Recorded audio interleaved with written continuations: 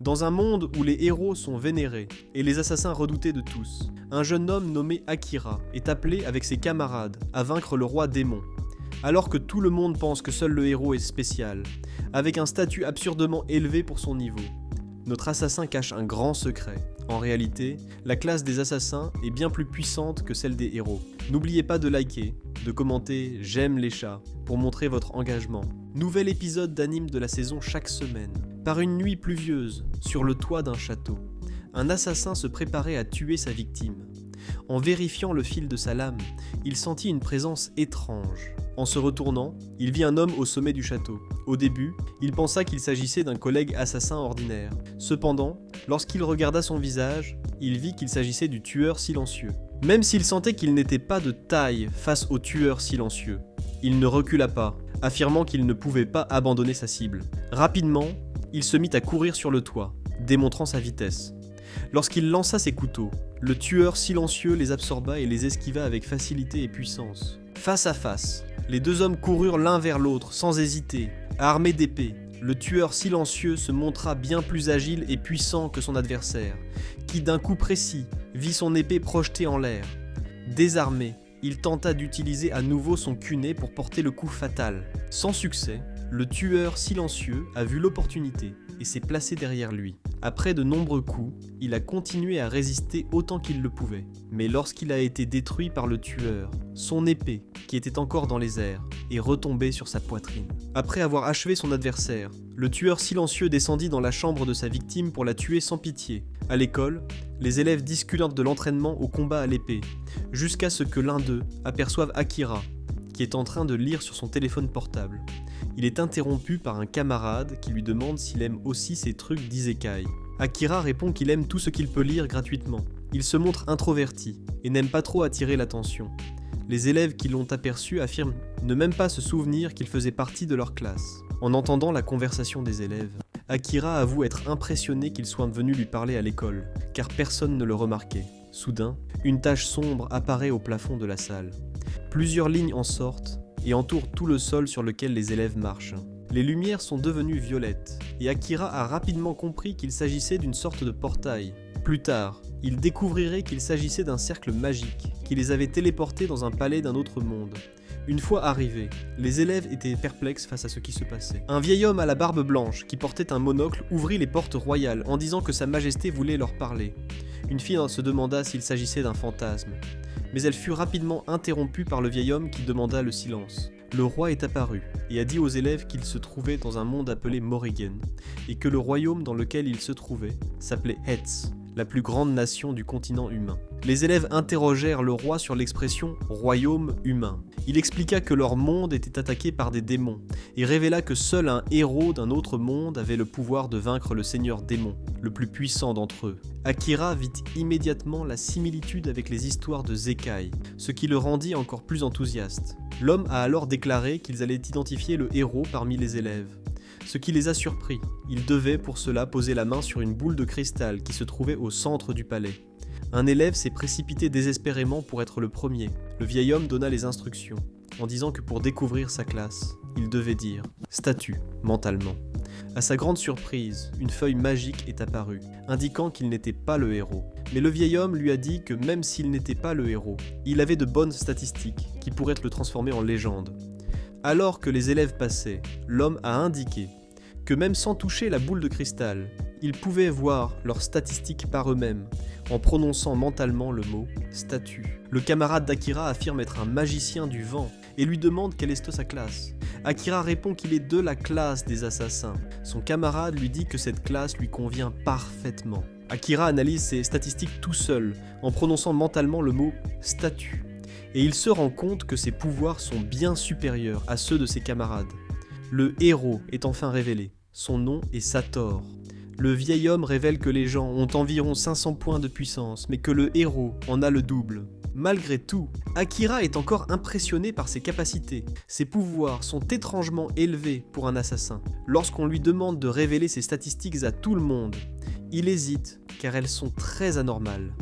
Utilisant son pouvoir de dissimulation, il devient invisible. Son collègue qui se trouve à côté de lui ne le voit pas. et il parvient à passer inaperçu. La royauté congédie les élèves et leur dit de se reposer dans leur chambre. En marchant dans le couloir, Akira regarde le plafond et remarque des caméras surveillant les élèves pendant qu'ils marchent. Il soupçonne alors la royauté de cacher quelque chose. Akira ne se doute pas qu'il est observé par l'un des gardes royaux. Akira est dans sa chambre et remarque rapidement que celle-ci n'est pas propre, ce qui le rassure car personne ne viendra y faire le ménage. Il reçoit quelques vêtements et affirme qu'il doit recueillir plus d'informations. En sortant, il remarque que ses mouvements sont améliorés et que ses capacités physiques sont accrues. Il remarque un bruit étrange provenant de l'intérieur du palais et active le mode de dissimulation de présence. Là, il entend le roi parler avec la princesse au sujet des élèves. Il dit qu'il est extrêmement important que les élèves n'aient pas accès aux archives du château, car ils ne doivent pas en savoir trop. Akira les observe de près, mais il ne le remarque pas, car il est invisible. Cependant, le roi sent une présence étrange, mais il s'en va, car il ne voit personne. Le lendemain, à l'heure du déjeuner, Akira mange tout en restant caché. Il se demande s'il devrait révéler ce qu'il sait à ses camarades. Soudain, Sato se lève et commence à parler aux élèves en leur disant que maintenant qu'ils ont des capacités améliorées, ils devraient aider les habitants de ce monde. Il affirme qu'ils devraient combattre le seigneur démon pour sauver ce peuple de cette menace. Les élèves adhèrent à cette idée, l'acclament et s'enthousiasment. Mais Akira sait que la royauté n'est pas digne de confiance. Saramizri, chevalier commandant d'Hadès, est responsable de l'entraînement des élèves. Il dit qu'il va tester leur capacité au combat et leur courage. Akira écoute de loin et se demande ce qu'il devrait faire à ce sujet. Il décide alors d'aller chercher plus d'informations. Au début de l'entraînement, Sarah passe le commandement à son compagnon Giles, qui est pris au dépourvu. En partant, il laisse entendre qu'il avait quelque chose de plus important à faire à ce moment-là. Akira marche à la recherche de quelque chose, mais il est interrompu par Sarah. Même si son pouvoir de dissimulation est actif, il est repéré par le chevalier qui lui demande si quelque chose le dérange. Akira, effrayé, se demande s'il a désactivé son mode caché, mais Sarah lui dit sarcastiquement que le pouvoir est toujours actif et affirme que ses yeux sont mystiques et perçoivent les différences de température. Akira se prépare déjà au combat, mais il hésite lorsque Sarah lui dit qu'elle n'en parlera ni au roi ni à la princesse, et lui demande s'il est de leur côté. Sarah dit que la situation est également compliquée pour les chevaliers, mais elle lui demande de ne rien dire au roi. Les deux s'assoient pour discuter. Sarah lui demande s'il veut voir les archives secrètes du roi. Akira répond que oui, car il ne comprend rien à ce monde. Sarah lui demande quel est son niveau de capacité à dissimuler sa présence. Akira répond qu'il est au niveau maximum, mais que le reste de ses compétences est au niveau 1. Sarah propose son aide à Akira, lui disant qu'elle peut l'aider à augmenter le niveau de ses pouvoirs, et ajoute qu'il n'y a rien d'extraordinaire dans les archives du roi. Akira se montre enthousiaste à l'égard de ce monde qu'il ne voyait que dans la fiction, mais il ne pouvait pas perdre de vue son objectif de retourner dans son monde normal auprès de sa famille. Il demande à Sarah s'il sait comment y retourner. Sarah répond qu'elle ne le sait pas, mais que pour y parvenir, il doit en tout cas devenir plus fort. Pour retourner dans son monde, il doit être en vie. Sarah lui propose de l'aider à devenir un excellent assassin. Akira se méfie des choses gratuites. Alors Sarah pose une condition, disant qu'Akira doit la remercier en lui racontant des choses sur son monde. Sarah affirme être avide de nouvelles connaissances. Alors les deux établissent un partenariat. Sarah enseigne à Akira le monde actuel, lui disant qu'en plus des humains et des démons, il existe des elfes et des hommes bêtes qui vivent sur des continents séparés. Il se lance dans un entraînement et Sarah explique qu'il faut tuer des monstres pour augmenter son niveau. Après qu'Akira lui ait parlé un peu de son monde, Sarah trouve fascinant les véhicules métalliques volant dans le ciel et les écrans qui transmettent des informations au monde entier. Des choses qui sont tout à fait normales pour Akira, mais qui commencent à lui manquer. Jilly et Saran discutent dans une salle de classe. Jill dit que les progrès des élèves sont satisfaisants, mais que sa charge de travail a augmenté, car il ne bénéficie plus du soutien de Saran, qui se concentre sur Akira. Saran dit que les histoires du monde d'Akira sont amusantes, et affirme en outre que la capacité à dissimuler la présence d'Akira est à son maximum. Jilly est impressionné, et dit que seul le premier héros a réussi cet exploit. Akira présente un livre, disant qu'il s'est faufilé dans les archives chaque nuit pour lire et qu'il a trouvé un livre spécifique qui l'effraie. Saran dit que le livre contient des informations pour un coup d'état. C'est pourquoi il dit que c'est un peu effrayant. Et qu'il l'a écrit et l'a déguisé en livre de recettes pour le cacher. Mais qu'il espérait qu'Akira le trouverait. Saran dit que le roi a fini par perdre la raison et qu'il est prêt à payer un prix terrible pour changer les règles de ce monde, et qu'ils ne peuvent pas tolérer cela. Cependant, les chevaliers ont une dette envers la famille royale.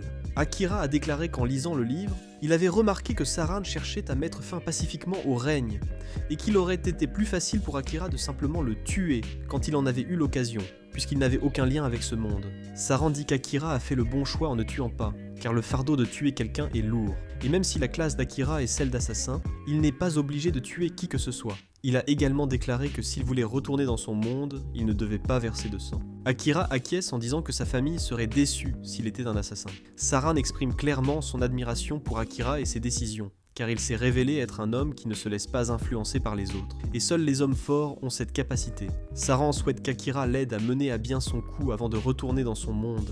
Akira répond qu'il va y réfléchir. Après un mois d'entraînement, les élèves se rendent dans un grand labyrinthe, appelé Kantinen.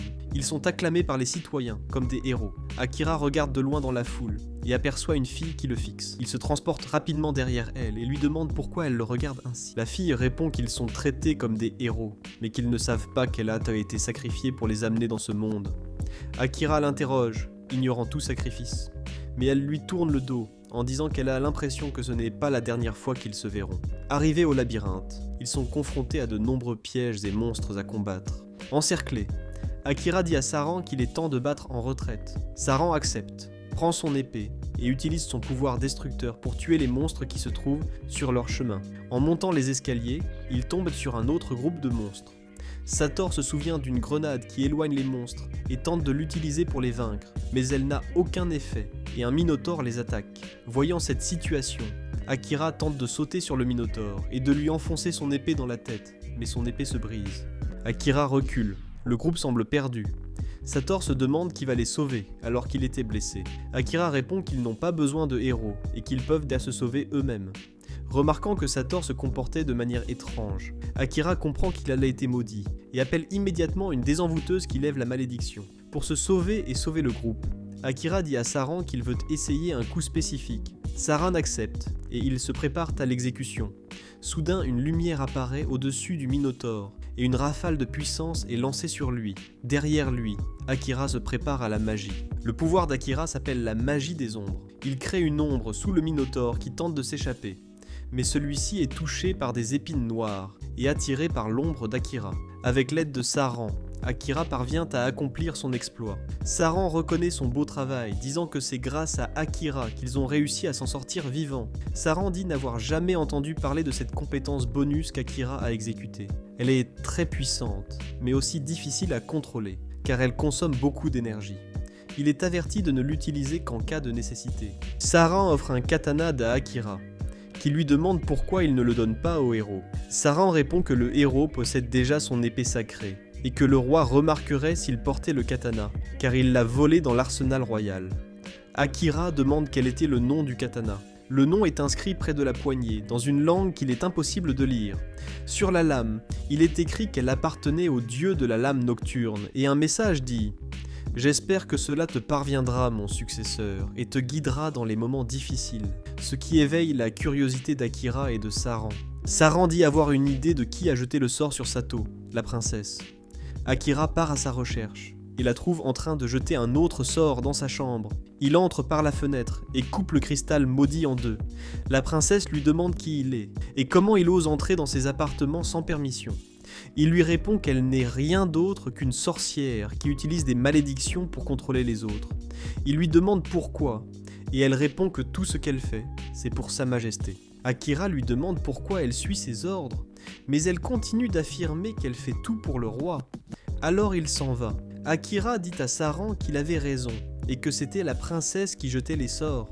Il demande à Saran s'il a laissé la princesse voir son visage. Il répond que oui, et qu'il aurait aimé savoir ce qu'elle faisait, mais qu'il n'a pas réussi à avoir une conversation décente. Saran insiste sur le fait qu'à ce stade, elle n'est qu'une marionnette du roi, et qu'Akira devrait se reposer pour aujourd'hui, mais pas au château, car la princesse commencerait à maudire tout le monde, sauf le héros. Mais comme Akira a un statut inconnu, elle ne pourrait pas le contrôler. ce qui entraînerait seulement sa mort. Akira demande à Saran s'il va le punir pour avoir montré son visage, mais Saran répond que nous avons tous nos impulsions quand nous sommes jeunes, ce qui amène Akira à admirer sa maturité en disant qu'il devrait y avoir plus d'adultes comme lui dans son monde. Saran plaisante en disant à Akira de l'emmener avec lui quand il partira, car il aimerait découvrir son monde. À l'aube, Akira, qui dort dans la forêt, entend des bruits provenant du palais. Il se dirige vers les élèves, et Satou l'appelle, lui demandant où il était. Akira demande ce qui se passe. Il répond que la raison de la confusion concerne le commandant Saran, discrédité. Akira court vers le corps de Saran, qui avait un poignard planté dans la poitrine. Le même poignard qu'Akira a brisé sur la tête du commandant Minotaur. Tous accusent Akira d'avoir tué le commandant, en raison de sa disparition cette nuit-là. Akira soupçonne que la malédiction de la princesse a touché tout le monde. Satou le défend, disant qu'il est très imprudent de l'accuser de cela. Le roi déclare qu'Akira devra répondre de ses actes et être puni pour avoir prétendument tué Saran. Acculé par les gardes, il utilise son pouvoir d'occultation et disparaît, invisible. Il se rend chez Gilles pour obtenir des informations. Ce dernier lui dit que le commandant a en fait été tué par les assassins personnels du roi, les corbeaux de la nuit, et qu'ils sont également à la recherche d'Akira. Saran savait que cela pourrait arriver et a laissé à Akira ce dont il avait besoin pour partir. Au palais, la princesse et le roi discutent. Le roi est déçu que Saran ait succombé si facilement.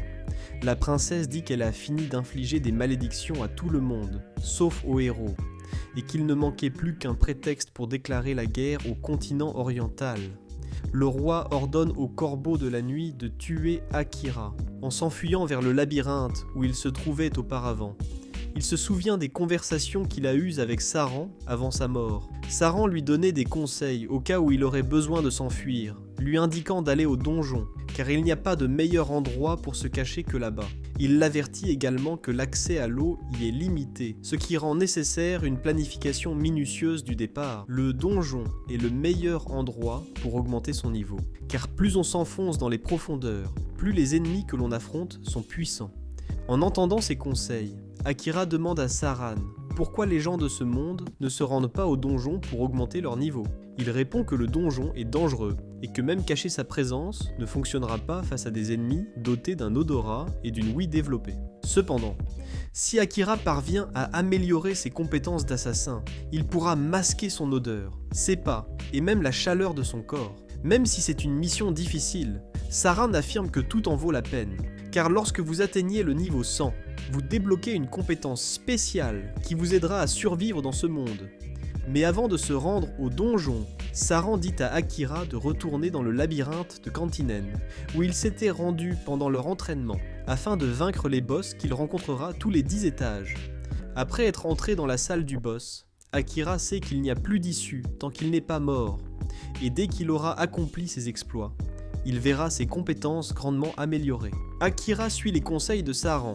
Lors du combat contre le boss dans le labyrinthe, il reçoit un coup dans le dos qui le blesse, mais il est très déterminé à rentrer chez lui et à venger le commandant. Même blessé, il se donne à fond et utilise à nouveau son pouvoir magique des ombres, celui qu'il avait utilisé pendant l'entraînement, et parvient à vaincre le boss. Blessé et fatigué, il s'évanouit après avoir utilisé son pouvoir. Puis une lumière apparaît au-dessus de lui, et une voix lui dit qu'il est maintenant en mode récupération, et que la guérison nécessitera l'utilisation de réserves de mana d'urgence. Au palais, les élèves discutent de la défaite du seigneur démon. Sato se montre très impatient de le vaincre, mais pas les autres élèves, qui sont encore sous le choc de la mort de Saran, qu'ils pensent avoir été tués par Akira. Sato trouve ses camarades un peu étranges et comprend qu'il s'agit de la malédiction que la princesse a jetée, celle dont Gilles lui avait parlé. Comme ses camarades refusent de l'accompagner, il est prêt à partir seul, mais en disant cela, il est surpris d'entendre du fond de la salle que ses camarades l'accompagneront. Il quitte donc le palais, à la recherche du seigneur démon. À l'extérieur, Sato demande à ses camarades pourquoi ils ont accepté de l'accompagner. Il découvre alors que l'un des membres du groupe était une désenchantatrice qui, sentant que ses camarades étaient entre maudits, les a libérés de la malédiction. L'un d'eux, Asaina Kyozuki, dit également que ses actions ont probablement conduit à cela, car il se souvient vaguement avoir brisé des cristaux dans une pièce inconnue, avec un katana dont il ignore la provenance. Gilles les observe de loin, fier d'avoir exécuté avec succès les ordres du commandant Saran. Il souhaite bonne chance au héros de l'autre monde. Asaina pense à Akira et dit qu'elle doit le retrouver, montrant qu'ils se connaissaient déjà dans le monde d'origine. Et même maudit, il a échoué à le défendre. Il a des souvenirs du passé, où il discutait avec Akira et découvrait que ses sœurs étaient amies. Akira plaisante, en disant qu'il ne veut pas que sa sœur découvre les choses que les frères aînés préfèrent garder secrètes. En se réveillant dans le labyrinthe, Akira montre qu'il a également des souvenirs d'Asaina. Akira espère qu'il va bien, et que sa famille qui ne s'inquiète pas pour lui. En se levant, il se rend compte qu'il ne ressent aucune douleur, et trouve cela étrange car il venait de terminer son combat peu de temps auparavant. Il analyse ses statistiques, et se rend compte qu'elles ont beaucoup augmenté après la bataille. Il pensait s'être cassé les côtes et que le poison s'était propagé dans ses jambes, mais il était en pleine forme. Sa magie des ombres avait gagné 2 niveaux après l'avoir utilisée une seule fois, et il apprenait à mieux contrôler cette compétence. Même s'il ne comprend pas très bien ce qui se passe, il continue d'avancer dans les couloirs du labyrinthe. Il tombe sur un slime qui vient vers lui. Après avoir coupé le slime, un corps féminin en sort et tombe inconscient sur le sol, révélant une femme blonde vêtue de blanc. Akira voit immédiatement qu'il s'agit d'une elfe à cause de ses oreilles. Enchanté, il affirme que c'est le plus beau visage qu'il ait jamais vu. Face à cette situation, Akira pense utiliser une étrange compétence qu'il possède, appelée Yeux du monde, mais il hésite.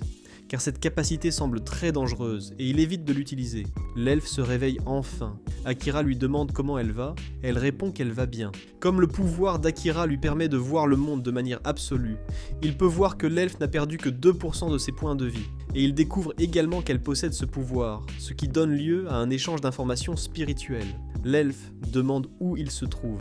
Akira répond que c'est le 75e étage du labyrinthe de Kantinen. Elle lui demande ce qu'il fait là. Il répond qu'il est là pour passer au niveau supérieur.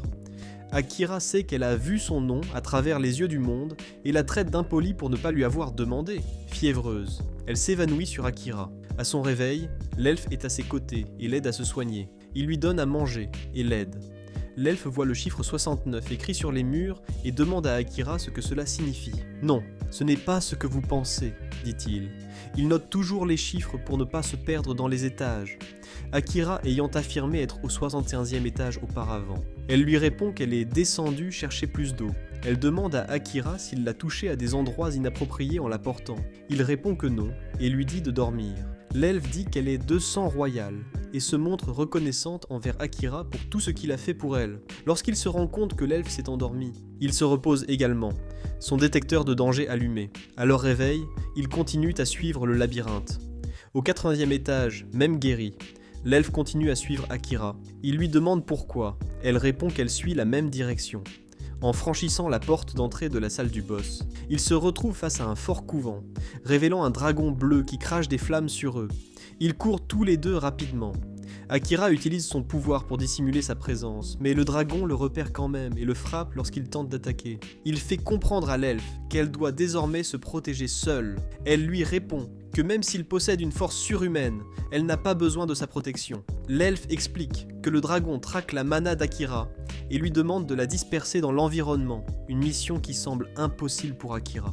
L'elfe tente de contenir le dragon en utilisant ses pouvoirs de gravité, mais elle n'y parvient pas. Akira, impatient, voyant le dragon s'approcher pour attaquer, saute sur lui et plante son épée dans l'œil du dragon qui tombe au sol. Soudain, une lumière blanche éclatante jaillit du dragon, le transformant en un chat, qui possède un blason sur le front et un pelage sombre. Les deux sont confus.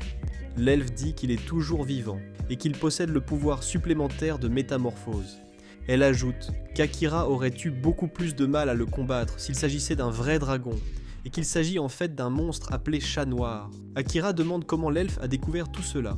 Elle répond qu'elle a utilisé les capacités de l'œil du monde, et demande à Akira s'il ne les utilise pas aussi. Il répond qu'il n'en a pas le contrôle car son niveau est trop bas, mais elle répond qu'il rejette simplement cette capacité.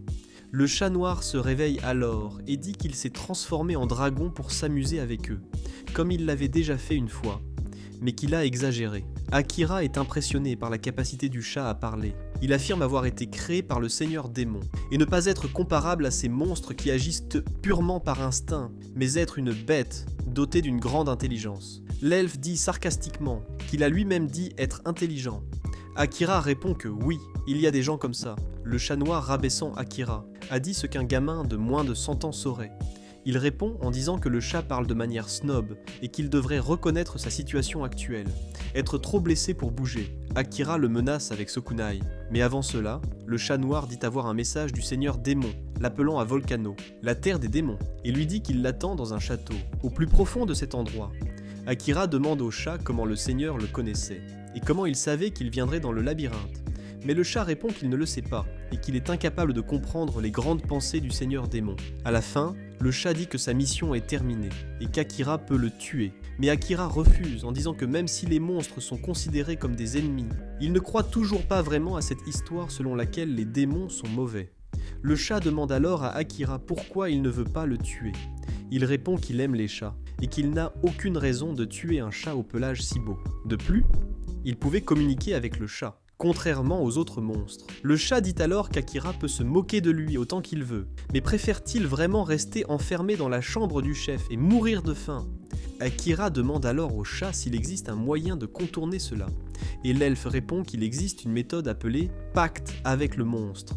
S'il fait de la bête son familier, elle ne sera plus le boss, mais le chat dit que ce n'est qu'une théorie, et que le rituel exige que le maître ait un contrôle exemplaire, contrairement à Akira qui est inexpérimenté. L'elfe rappelle à Akira ses exploits, et croit qu'il peut y arriver. Seul un premier héros a été capable de vaincre un monstre de cette manière, et il est tout à fait capable d'entamer le rituel, mais elle ne garantit pas que cela fonctionnera. Akira demande ce qui se passerait s'il échouait. Le chat répond alors que l'un d'eux mourra, peut-être même les deux. Akira accepte le risque. Le chat ne semble pas se soucier de la mort de l'un d'eux, et Akira dit qu'il n'aime pas cette attitude du chat, cette indifférence entre la vie et la mort, ce qui le met très en colère. Le chat répond simplement qu'il n'a rien à gagner à rester en vie. Ils commencent alors le rituel. Akira demande des instructions à l'elfe, qui lui dit de donner un nom au chat. Akira l'appelle Nuit, en raison de son magnifique pelage sombre. Puis il doit poser sa main sur Nuat et canaliser son mana en lui. Mais avant cela, sans vouloir le décourager, l'elfe lui dit qu'il n'y a plus de retour en arrière possible après cela. Soit ils uniront leurs âmes, soit ils mourront. Akira, confiant, dit qu'il n'a pas l'intention de mourir. Il se concentre et, en canalisant son mana dans Nuat, il se retrouve dans un décor de mer agité, qui se transforme soudainement en une chute dans les airs, au-dessus d'une ville détruite et en proie au chaos. D'en haut, il voit Noit attaquer des innocents, en tentant de l'en empêcher. Il est frappé par un souffle puissant sortant de la bouche de Nuat. Après sa chute, Nuat le défie, lui disant de le tuer, et que si son âme périt ici, son corps ne sera plus qu'un cadavre qui bouge. Le tuer est son seul moyen de survivre. Akira reçoit un coup violent qui le fait saigner. L'elfe, voyant son corps de l'extérieur, se rend compte qu'il est en difficulté. Il réagit au coup de la nuit, qu'il part facilement et contre-attaque avec ses griffes. Mais avant même de toucher Akira, il se jette délibérément dans ses griffes, abandonnant sa vie. Le chat ne comprend pas pourquoi Akira a fait cela, et dit que tout ce qu'il avait à faire était de le tuer. Maintenant, il se retrouve avec une griffe enfoncée dans la poitrine. Mais il dit quand même qu'il ne le tuerait pas, et qu'il sait que Nuit ne voulait pas vraiment le tuer. Nuat affirme être un monstre, mais Akira le contredit, et lui demande s'il existe une règle qui dit que les monstres doivent tuer les autres races. Il répond qu'il n'y a pas de règle, mais plutôt un instinct. Le fait d'être intelligent n'annule pas cela. Mais Akira sait que Nuat est fatigué de vivre ainsi, et dit que tout va bien et qu'il va prendre soin de lui. Nuat a désormais la capacité de changer de taille, aussi bien pour devenir petit, comme un chat domestique, que pour devenir grand et imposant. Akira se réveille et va vérifier si tout va bien avec Nuat, posant sa main sur lui alors qu'il est inconscient. Le blason qui se trouvait sur le front de Nuit brille dans la main d'Akira, montrant que le rituel a fonctionné, et que le blason qui était auparavant rouge devient jaune. À son réveil, le chat dit vouloir voir où la vie d'Akira le mènera. Akira est désormais officiellement le maître de Nuat, qui lui jure fidélité et compte sur lui. L'elfe révèle enfin son nom, Amelia, et se présente à Nuat, qui lui dit qu'en tant qu'amie de son maître, elle a son respect. Un cercle magique apparaît sur le sol, c'est la sortie. Le labyrinthe accepte que Nuat ne soit plus le chef des lieux, mais ils prennent le temps de se reposer, car Nuat est encore incapable de bouger et a besoin de récupérer avant de pouvoir continuer. Pendant ce temps, Sato et son groupe se trouvent dans un pays appelé Yamato sur le continent, fondé par un héros il y a plusieurs générations. Ils font une pause pour manger, impressionnés par l'endroit, heureux d'avoir accompagné Sato et Yuki, Il désodorise dans l'atmosphère et l'endroit, tandis que Shiori demande si elle peut prendre son wasabi, et que si quelqu'un en a trop, il doit tout lui donner. Sato dit alors qu'ils doivent discuter, car ils ont peu d'argent et doivent trouver du travail. Alors l'idée leur vient de devenir aventuriers, car ils ont déjà découvert de nombreux endroits en venant à Yamato. Ils décident alors de parler à beaucoup de gens, et d'acheter quelques livres pour en savoir plus sur ce monde. Lorsqu'on leur demande s'ils veulent retourner dans leur monde d'origine, Sato répond que le moyen le plus rapide est de vaincre les envahisseurs. Ils décident donc de retourner dans leur monde d'origine, et l'idée leur vient. Comme le roi et la princesse les ont invoqués, ils doivent connaître un moyen de revenir. Alors s'ils deviennent de véritables héros, ils pourront peut-être négocier avec la royauté. Ils acceptent d'acquérir autant de connaissances et d'argent que possible, et de partir pour le continent démoniaque. Asaina dit qu'avant de partir, ils doivent d'abord rejoindre Akira. Selon lui, ils ont de grandes chances de le trouver dans cette ville. Et son intuition lui dit qu'Akira est beaucoup plus fort que tous ses camarades, et qu'il serait dangereux de défier le seigneur démon sans lui. Malgré ces affirmations, le groupe continue de douter d'Akira, affirmant qu'il pourrait être l'assassin de Saran. Mais Asaina les contredit rapidement en disant que ce n'était qu'un effet de la malédiction de la princesse. Yuki dit qu'il ne serait pas capable de se battre en équipe, car il est extrêmement distant de ses camarades. Sato est d'accord avec Yuki, disant que même s'il le connaît depuis la maternelle, il ne le salue pas. Asaina ne peut pas contredire cela, car elle sait qu'Akira ne se soucie pas du travail d'équipe. Il précise que seule l'épée sacrée du héros peut tuer le seigneur démon, ce qui rendrait nécessaire la coopération du groupe. Cependant, Akira s'en moquerait, car il y a une différence de pouvoir entre lui et ses collègues. Sato dit qu'il ne devrait envisager de former une équipe avec Akira que lorsqu'ils seront aussi forts que lui. Tous sont d'accord sur leurs capacités, mais seulement tant que les monstres de la région sont adaptés à leur niveau. Au milieu de la forêt, Amelia apparaît en courant, fuyant un groupe qui la traquait. Elle reçoit une flèche dans la jambe, ce qui rend sa fuite difficile, mais elle n'abandonne pas et continue. Se retrouvant, acculée au bord d'une falaise, elle demande qui la chasse et pourquoi. En réponse, l'elfe qui la chasse lui demande pourquoi elle est encore en vie. Sur le point d'être touchée par les flèches, elle parvient à utiliser son pouvoir de gravité pour tomber de la falaise et se sauver. En se réveillant au bord de la plage, elle se lève et poursuit son voyage.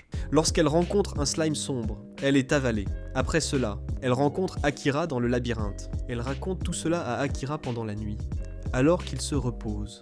Noite est impressionnée, car elle sait que les slimes n'ont pas l'habitude d'avaler les gens, et aussi parce qu'Amelia a échappé à la mort. Amelia dit qu'elle est reconnaissante au slime, car c'est grâce à lui qu'elle a rencontré Akira. Akira lui dit qu'elle devrait retourner dans son pays natal et régler ses problèmes, mais elle répond qu'elle n'y retournera jamais, car elle n'a plus de foyer. On découvre que c'est sa propre sœur qui voulait l'assassiner, et que c'est précisément pour cette raison qu'elle ne parvient pas à régler ses problèmes. Mais Akira lui dit que, puisqu'elles sont une famille, elles ont plus de chances de trouver une solution. Il se souvient de sa sœur et a des flashbacks où il lui offre un cadeau, un nouveau téléphone portable. Au lieu de le remercier, elle se sent mal parce qu'il travaille trop et semble très fatigué, lui disant qu'elle ne veut pas qu'il achète des choses, et le poussant à travailler davantage. La mère d'Akira arrive et dit à Yu et à sa sœur que ce n'est qu'un cadeau, et qu'il l'a fait pour elle. Elle le remercie de manière amusante, en disant qu'elle va laisser passer pour cette fois. Akira dit alors à Amelia qu'il est très normal qu'il y ait des disputes dans la famille. Elle lui demande si elle lui manque, il répond que oui, mais qu'il avait une mission à accomplir avant de les revoir. Akira dit que dans son monde, personne ne l'a jamais remarqué, et qu'il était même logique qu'il ait la capacité de dissimuler sa présence. Mais Saran lui a appris à survivre et l'a remarqué, mais il a été assassiné. Cela montre la haine et le désir de vengeance qui se manifestent chez Akira. En plus de cela, il se reproche que Saran serait encore en vie s'il ne s'était pas impliqué avec lui.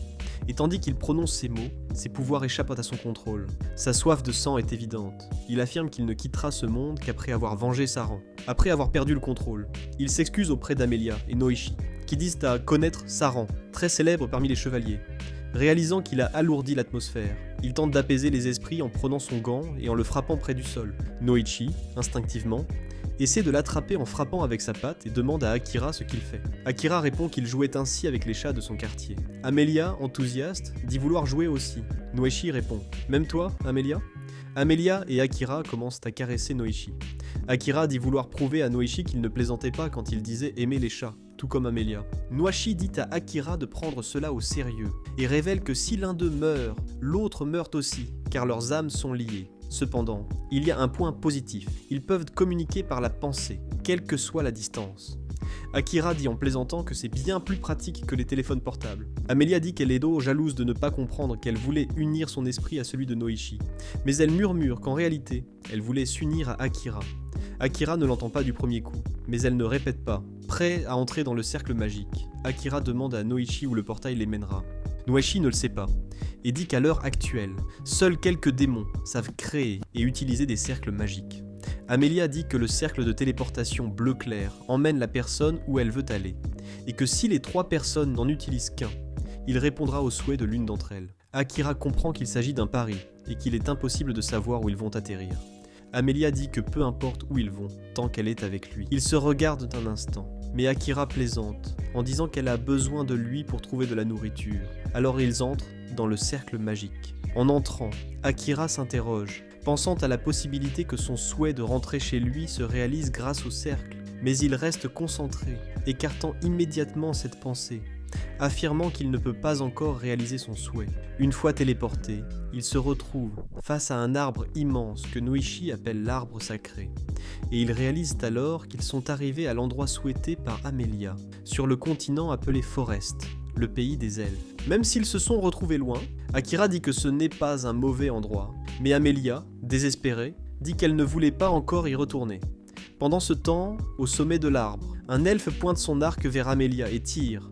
Elle est sauvée in extremis par Akira, qui se jette sur l'elfe et, avant même que celui-ci n'ait le temps de réagir, il est déjà vaincu. Akira plante son nez dans son cou pour l'empêcher de bouger, sinon il perdra la tête. Ils descendent de l'arbre et Amelia reconnaît l'elfe, appelé Léon Gladius, qui est venu enquêter sur l'étrange lueur provoquée par le cercle magique. Léon, faisant référence à Amelia, dit qu'il a trouvé une criminelle qui a abandonné sa terre natale et précise qu'elle n'est plus une princesse dans ce pays. Avant de terminer sa phrase, il reçoit un coup d'Akira qui le fait s'évanouir.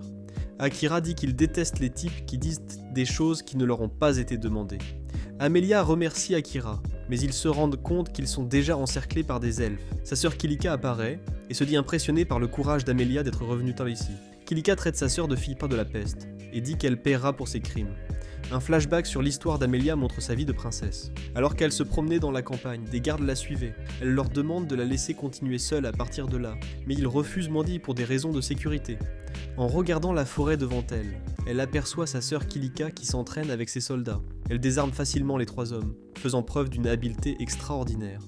Amelia, enchantée par les talents de sa sœur, dit qu'elle est bien plus incroyable et qu'elle s'améliore chaque jour. Le garde à côté dit à Amelia que, aussi impressionnante que soit Kilika, c'est elle qui dirige notre nation, princesse. Elle se sent à la hauteur du trône, étant donné que sa sœur possède des compétences bien supérieures aux siennes. Alors qu'Amelia traverse des situations difficiles, sa sœur se moque d'elle, démontrant sa cruauté. Elle déclare qu'Amelia a commis un crime impardonnable, et que c'est donc elle, la princesse Kilika, qui était la véritable souveraine. Tout le monde s'est retourné contre elle à cause de sa sœur. Revenant à la rencontre entre les deux, Amelia demande à Kilika de la laisser partir.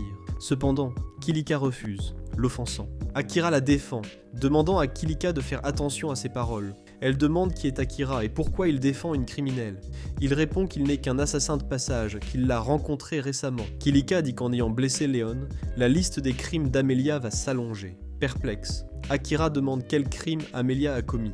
Kilika répond que sa sœur lui a donné du poison déguisé en potion de guérison, et que personne ne s'en tire à bon compte lorsqu'il s'agit de nuire à la royauté, même si l'on est soi-même membre de la royauté. Amelia la contredit en disant qu'il s'agissait bien d'une potion de guérison. Kilika est offensée d'être accusée d'inventer tout cela. Elle s'approche d'Akira et le remercie d'avoir amené une criminelle en fuite. En s'approchant, elle le regarde dans les yeux, utilisant son pouvoir hypnotique. Amelia est extrêmement furieuse et dit qu'Akira a le droit de décider comment agir ou ressentir. Elle exige que Kilika annule l'hypnose. Kilika refuse, affirmant que rien de ce qu'elle dira n'effacera ce qu'elle a fait. Mais à la surprise des 2 femmes, Akira n'a pas été hypnotisé. Il dit à Amelia de se calmer, que ses pouvoirs n'ont pas eu d'effet sur lui. Noichi explique que l'hypnose ne fonctionne pas sur quelqu'un de niveau supérieur qui possède des capacités de contrôle mental. Kilika n'arrive pas à croire qu'Akira soit plus fort qu'elle. Il lui demande de retirer les fausses accusations portées contre sa sœur. Elle perd alors patience en réalisant qu'ils ne l'ont pas cru et appelle ses soldats pour tuer Akira. Alors qu'il s'apprête à utiliser ses capacités, Akira hésite en entendant Eldarion, le père d'Amelia et de Kilika, leur dire de baisser leurs armes.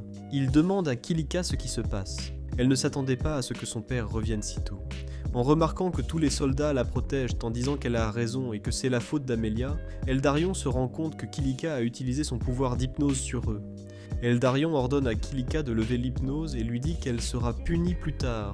Il s'approche d'Akira et d'Amelia et dit qu'elle réparera le mal qu'elle a fait, puis ordonne à Akira de partir, car les autres races ne doivent pas entrer sur ces terres. Elle n'est pas d'accord avec son père et menace de partir avec Akira. Furieux, il la confronte, criant qu'elle n'a pas le droit de faire cela, et qu'elle succédera à son père et dirigera le royaume lorsque son heure viendra. Akira l'interrompt, affirmant qu'Amelia a le droit de faire ce qu'elle veut. En réponse, Eldarion lui dit de rester en dehors de ça, et le traite d'étranger. Akira répond que justement parce qu'il est étranger, il n'a pas à obéir à Eldarion et qu'il peut défendre Amelia par la force, menaçant de dégainer son épée. Liane se réveille après s'être évanouie et s'excuse pour cette situation embarrassante. Eldarion lui demande si c'est Akira qui l'a fait s'évanouir. Il confirme. Eldarion comprend alors qu'Akira ne bluffe pas lorsqu'il dit qu'il utilisera la force si nécessaire. Dans ce cas, Eldarion suggère un duel, dont le vainqueur aura le dernier mot. Kilika se battra en tant que sa représentante. Conformément à la tradition des elfes, le duel aura lieu à l'arbre sacré. Alors qu'il se dirige vers le lieu du duel, Amelia s'excuse auprès d'Akira de l'avoir impliqué dans cette affaire.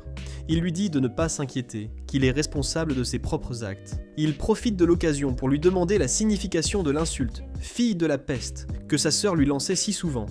Elle explique que selon la légende des elfes, si parmi des jumeaux, l'un d'eux ne ressemble pas à ses parents, il sera considéré comme un enfant de la peste, qui n'apportera que le malheur à son pays. Akira demande si Amelia est la sœur jumelle de Kilika, mais il est rapidement interrompu par Noit, qui demande si cette légende, consistant à tuer les enfants de la peste, n'a pas été oubliée depuis longtemps. Elle répond que oui, mais comme elle n'a pas la couleur des cheveux et des yeux de ses parents, on l'appelle ainsi. Évidemment, Kilika appelle sa sœur ainsi uniquement pour l'embêter, tandis qu'Akira trouve les cheveux et les yeux d'Amelia très beaux. Kilika et Akira se font face, prêts à commencer le duel. Noat demande à son maître s'il ne va pas utiliser son pouvoir de dissimulation. Il répond que non, car le combat n'aura aucun sens s'il ne remporte pas une victoire claire et décisive.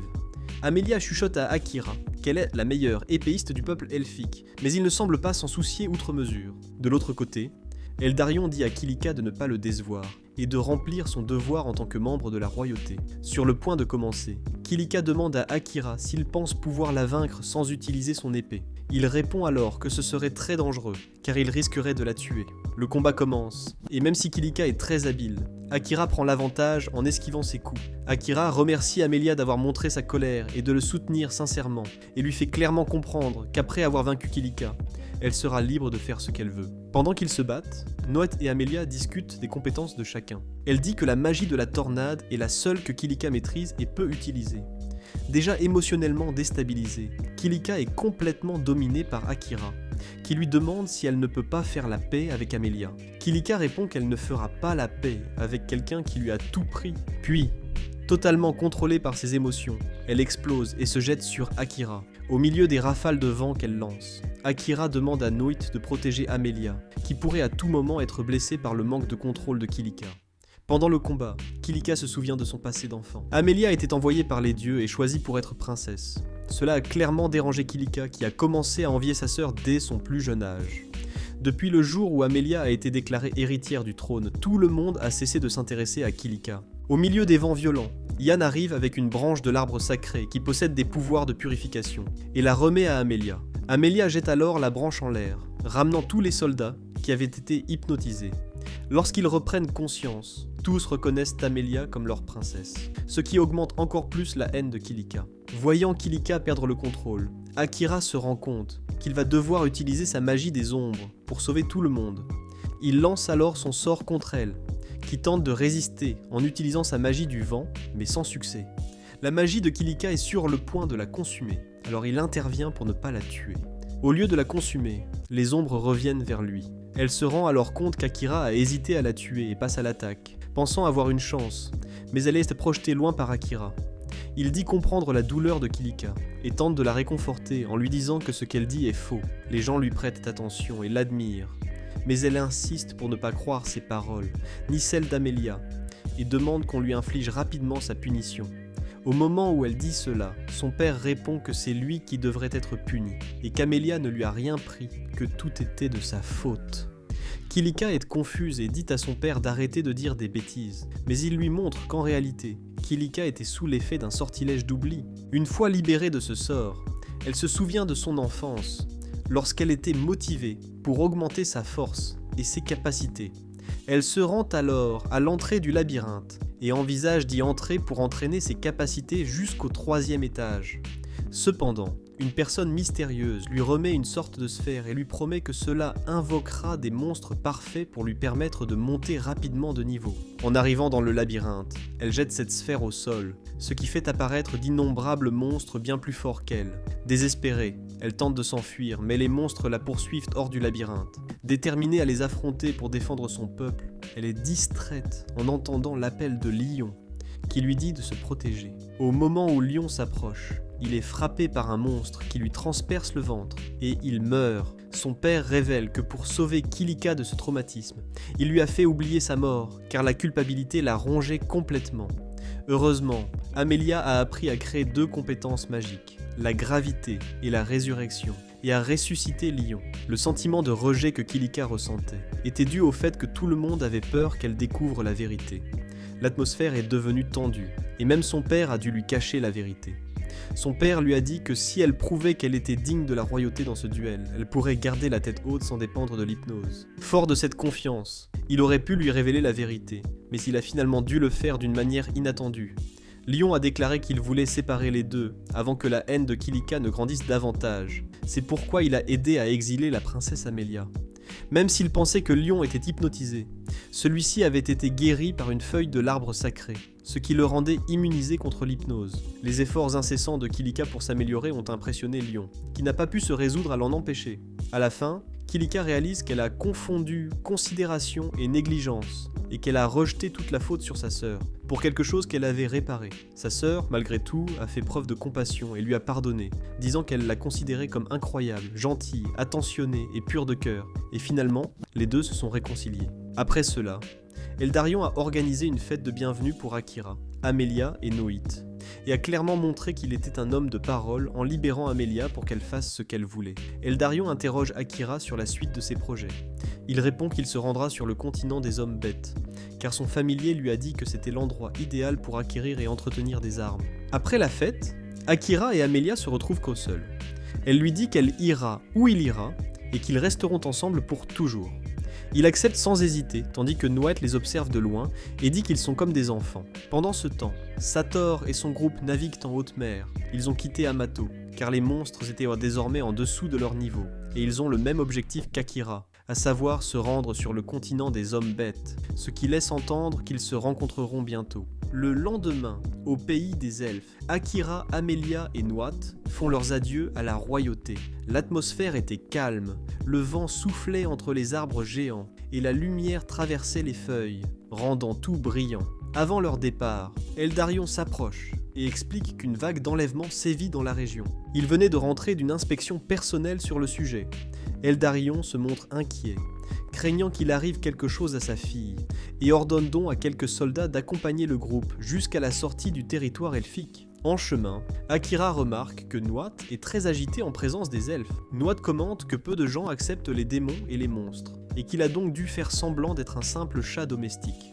Il explique également que ses yeux et ses oreilles sont toujours liés au seigneur démon, c'est pourquoi il doit maintenir son comportement. Mais il assure que cela n'interfère en rien avec ce qu'il fait, précisant clairement qu'il n'a aucune intention de trahir Akira. Akira répond que si un jour une bataille éclate entre lui et le seigneur démon, Noat peut choisir de se ranger du côté du seigneur, mais Noat révèle que le seigneur lui-même souhaite voir Akira en personne.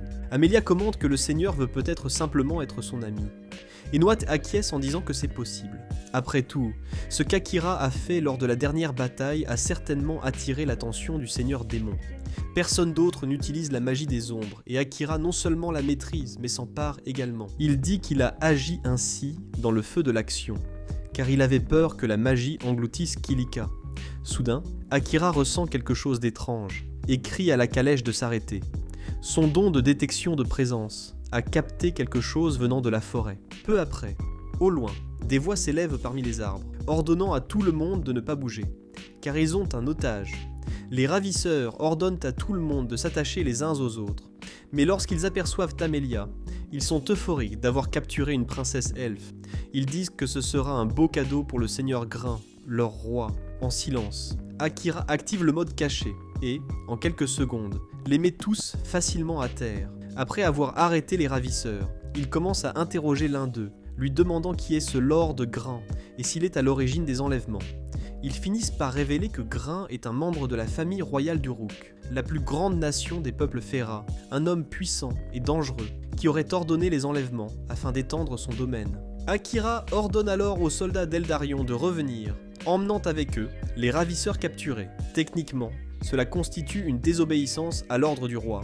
Mais ils sont déjà près du port, il n'y a donc aucun danger. Une fois arrivés au bateau, Akira annonce que dès qu'ils auront atteint leur destination, la première étape consistera à organiser les armes et, si possible, à augmenter le niveau de tout le monde. Amelia lui demande s'il veut vraiment devenir encore plus fort, et Akira répond que rien n'est trop pour s'assurer qu'il sera capable de venger le commandant Saran.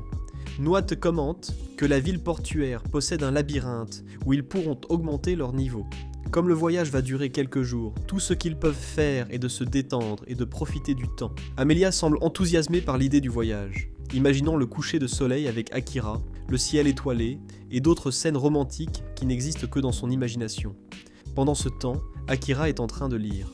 Elle le regarde et lui demande s'il va continuer à faire cela tout le temps, même pendant le voyage. Akira répond que son père lui a offert quelques livres avant le départ et qu'il a très envie de les lire. Amelia dit que son père est un idiot. Lorsqu'ils arrivent à destination, elle est déçue. Le voyage qu'elle imaginait tranquille et romantique s'est transformé en de longues heures de lecture et de silence. Alors qu'elle essayait de discuter ou d'admirer le paysage, Akira était toujours en train de lire ou de dormir. Ils arrivent dans la ville portuaire d'Ur, un endroit dominé par le bruit des bateaux et l'odeur du sel et de la rouille. Là-bas, seuls les humains font le travail pénible, transportent des caisses, réparent les bateaux et s'occupent de toutes les tâches ingrates, tandis que les autres races se contentent d'observer. Dès leur arrivée, Akira et le groupe sont abordés par 3 voyous. Ils leur barrent le chemin et leur demandent de leur livrer Amelia. Akira ne dit rien, il agit simplement, affrontant les 3 sans faire trop de dégâts, les mettant chacun à terre en quelques coups. Il évite d'attirer l'attention, mais remarque que les regards autour de lui ne sont pas amicaux. Les humains y sont méprisés, et tout le monde semble penser qu'il ne devrait pas se promener avec les elfes. Noachi observe tout, et admire le calme de son maître. Pendant qu'il marche, les habitants de la ville commencent à regarder Noachi avec beaucoup de crainte. Les chats noirs sont considérés comme des signes de malchance sur ce continent, et chacun de leurs pas attire l'attention. Au milieu de la foule, Akira remarque une fille qui les observe. C'est la même fille qui le regardait dans le royaume humain. Sans dire un mot, elle suit simplement le groupe de loin. Après un certain temps, ils arrivent à l'hôtel et prennent un repas rapide. Quand ils montent dans la chambre, Amelia remarque qu'il y a 2 lits, inutilement grands. Elle regarde Akira et suggère qu'ils dorment ensemble dans un seul lit. Akira est visiblement gêné et dit qu'il vaut mieux que chacun dorme dans son lit. Mais Amelia insiste en riant de sa réaction. Noachi dit simplement qu'il va sortir faire une visite et les laisse seuls. Amelia va prendre une douche et à son retour, elle remarque qu'Akira est déjà endormi. Elle s'approche et se rend compte qu'il s'est endormi très rapidement. Il devait être épuisé. Elle l'embrasse alors sur le visage et s'allonge à côté de lui. Mais Akira faisait en réalité semblant de dormir. Il voulait simplement éviter une situation embarrassante, alors il est resté immobile jusqu'à ce qu'il s'endorme pour de bon. C'est comme le dit le proverbe, la viande ne tombe que dans l'assiette des végétaliens. Le lendemain, Noichi revient très tôt. Il regarde les deux et remarque qu'ils semblent s'être bien amusés la nuit dernière. Akira ne comprend pas, mais remarque qu'Amelia dort appuyée contre lui. Peu après, Noichi annonce qu'il va recevoir une visite. Il s'agit de Crow, un forgeron qu'il a engagé la veille au soir. Crow arrive aussitôt, expliquant que le cauchemar d'Adilio l'a convoqué et qu'il n'avait donc pas d'autre choix que de se mettre à son service. Amelia est surprise par le surnom de Noichi, mais il lui explique simplement que Crow est le meilleur forgeron du monde et que c'est pour cette raison qu'ils sont venus sur ce continent. Amelia et Akira se présentent. Crow demande à voir l'épée d'Akira et dès qu'il la tient, il en remarque chaque détail. C'est un peu bizarre. Bon, il se rend compte qu'elle a été utilisée dans des combats acharnés et reconnaît même qu'elle a traversé le grand labyrinthe de Cantinen.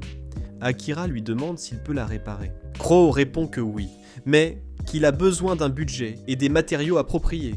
Profitant de l'occasion, Akira demande également 20 outils d'assassin conçus pour être lancés.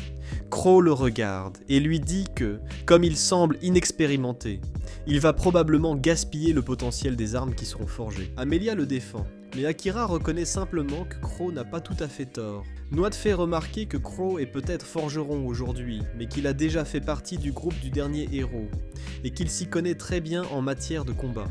Crow remet une liste des matériaux dont il a besoin pour réparer l'épée et fabriquer les outils.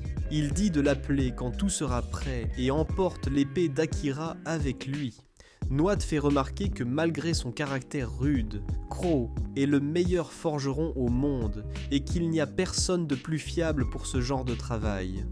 Akira est d'accord et demande où il peut se procurer les matériaux et l'argent. Noite explique qu'il suffit de chasser les monstres dans les labyrinthes, de garder ce qui figure sur la liste et de vendre le reste contre des pièces. De plus, cela aidera Akira à monter de niveau. Il lui présente alors le labyrinthe de Brut, le meilleur endroit de la région pour cela. Le problème est que l'accès est limité par le rang, mais Akira dit qu'il trouvera un moyen.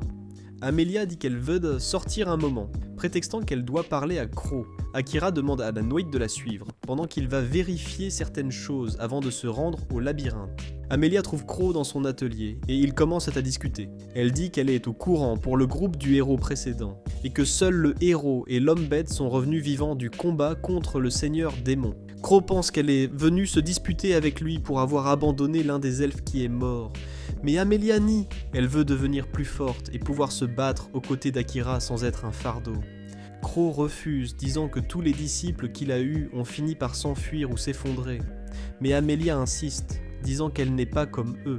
Elle veut être forte, parce qu'elle veut rester avec Akira.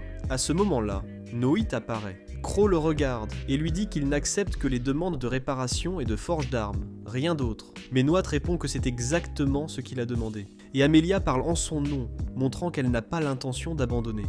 Il dit également à Crow d'arrêter de l'appeler le cauchemar d'Adila. Cependant, Crow insiste, disant qu'il est le symbole de la peur qui a terrorisé tous les hommes bêtes du continent. Amelia pensait que son vrai nom était celui de ce chat noir avant d'être Noite, et demande l'origine du surnom de cauchemar d'Adila. Noite explique qu'il y a environ un siècle, Adila était la ville la plus prospère de ces terres. Le seigneur démon l'avait envoyé en mission pour attaquer la ville en réponse à l'invasion du territoire démoniaque. Tout ce qu'il avait à faire était d'envoyer un avertissement aux dirigeants de la ville. Mais ce jour-là, il laissa tous ses instincts démoniaques prendre le dessus. Consumé par la destruction et le désir de tuer, Noite a perdu le contrôle. Il a détruit plus que nécessaire et sans aucune raison. Depuis ce jour, les gens l'ont surnommé le cauchemar d'Adila. Et les chats noirs sont devenus des symboles de peur et de malheur dans toute la région. Pendant qu'il racontait cette histoire, Kiro écoutait tout à distance, car leurs esprits étaient déconnectés. Noite le savait et voulait qu'il l'entende. Quand il disait que rien de bon n'arriverait s'il restait en vie, c'était à cause de ce traumatisme. Cet événement avait laissé des traces profondes dans son esprit, et jusqu'à aujourd'hui, il le faisait croire qu'il ne méritait pas le pardon. Mais maintenant, il dit que c'est différent. Tant qu'il servira le maître Akira, cette histoire ne se répétera pas. Il accepte les jugements, mais affirme que sa vie a changé, même s'il ne le mérite pas. Crow, qui a tout entendu, dit qu'il n'a jamais gardé de rancune envers Noite ni envers le seigneur démon, car ce ne sont pas eux qui ont tué sa sœur. Après le départ de Noite, la ville était détruite, et sa sœur est restée pour aider les personnes coincées dans les décombres. Mais un homme dans une calèche est passé par là, détruisant tout sur son passage. Il a tué des innocents sans hésiter, simplement par crainte que Noite revienne. Il a tué des gens désespérés par pur égoïsme. Cet homme s'appelait Graham Cluster, de la famille royale, la cible de la vengeance de Crow. Amelia lui demande s'il a réussi à se venger. Crow répond que non, car sa sœur n'aurait pas voulu qu'il suive cette voie. De plus, cela s'est passé il y a plus de 100 ans. Amelia répond qu'elle a pitié de sa sœur, car il utilise le souvenir de sa propre sœur comme excuse pour fuir le monde. Il interprète ce qu'elle ressentirait, mais en réalité, il ne fait que fuir lui-même. Rao, irritée, lui demande ce qu'elle sait de lui, mais Amelia répond qu'elle comprend, car elle a vécu la même chose. Elle aussi a ignoré ses sentiments et s'est cachée derrière l'excuse de tout faire pour sa sœur. Mais Akira lui a fait comprendre qu'elle avait tort. Rao n'accepte pas ce qui s'est passé et leur demande à tous les deux de partir. Pendant ce temps, Akira est à la recherche d'un labyrinthe, quand soudain, une explosion secoue la ville. Un monstre géant apparaît et commence à tuer les gens sur son passage. Le chaos s'empare des rues. Amelia et Noite courent pour aider, Noat guide les gens loin du danger tandis qu'Amelia part au combat. Au milieu de la bataille, elle tombe sur Auron III, le même jeune homme qui avait envoyé Kilika dans le labyrinthe sans protection. Auron dit qu'il sert le seigneur démon et qu'il a reçu l'ordre d'épargner sa vie. Avant qu'Amelia ne puisse réagir, il l'emmène de force. Akira demande par télépathie à Noat ce qui se passe, et Noat répond rapidement qu'Amelia a été emmenée. Immédiatement, Akira se met à courir vers la ville, détruisant tout ce qui se trouve sur son chemin. Des monstres surgissent de tous côtés, mais rien ne parvient à l'arrêter. Pourtant, lorsqu'il arrive, elle est déjà partie. Pris de rage, Akira invoque l'enfer des ombres. La magie se répand comme une tempête noire, traquant et éliminant tous les monstres autour de lui, un par un. Le sol se fissure. Les flammes des ténèbres engloutissent tout à perte de vue. Pour la première fois, Akira ressent une émotion si intense qu'elle le consume entièrement. Il se rend compte que s'il avait vécu toute sa vie dans le monde original, il n'aurait jamais connu une telle expérience. Cette colère lui a montré que, pour la première fois, il aimait vraiment quelqu'un, en dehors de sa famille, Amelia. Mais le pouvoir était trop grand. Après avoir libéré toute son énergie, Akira tombe à genoux et s'évanouit. Après cela, Noet remarque l'excès de pouvoir atteint par Akira et se précipite pour l'aider. Il faut à nouveau utiliser la mana d'urgence pour qu'il se rétablisse, en activant la magie des ombres en mode récupération. Noet l'emmène chez Crawl, tandis qu'Akira est évanoui. Il dit qu'Akira aurait pu perdre la vie. Sa mana était épuisée et il est resté inconscient pendant toute une journée. Cependant, la magie des ombres a reconstitué sa mana, ce qui défie toute logique et montre que ses capacités recèlent de nombreux secrets. Il remercie Crawl de lui avoir cédé son lit et est prêt à sauver Amelia à coups de poing, sans trop réfléchir. Akira est clairement très en colère. Crawl lui demande de se calmer, car entrer dans le royaume démoniaque n'est pas si facile, surtout sans armes. Il dit que ses armes ont disparu, mais Crawl lui montre qu'elles sont à ses côtés. Ce manque de perception montre simplement qu'il n'est pas vraiment calme. Akira remarque que son épée est très petite, ressemblant à une sucette.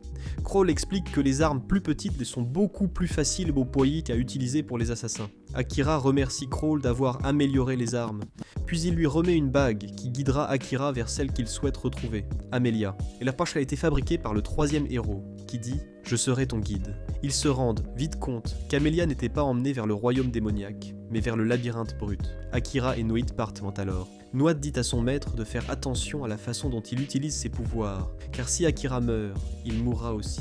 Pendant ce temps, Amelia se retrouve dans le labyrinthe avec Auron, qui lui dit que les démons possèdent un sort pour contrôler les monstres, mais qu'il ne fait que paralyser les autres créatures. Elle lui demande pourquoi ils sont toujours dans le labyrinthe. Auron répond qu'il attend son chef, car il ne possède pas encore les compétences nécessaires pour utiliser la téléportation.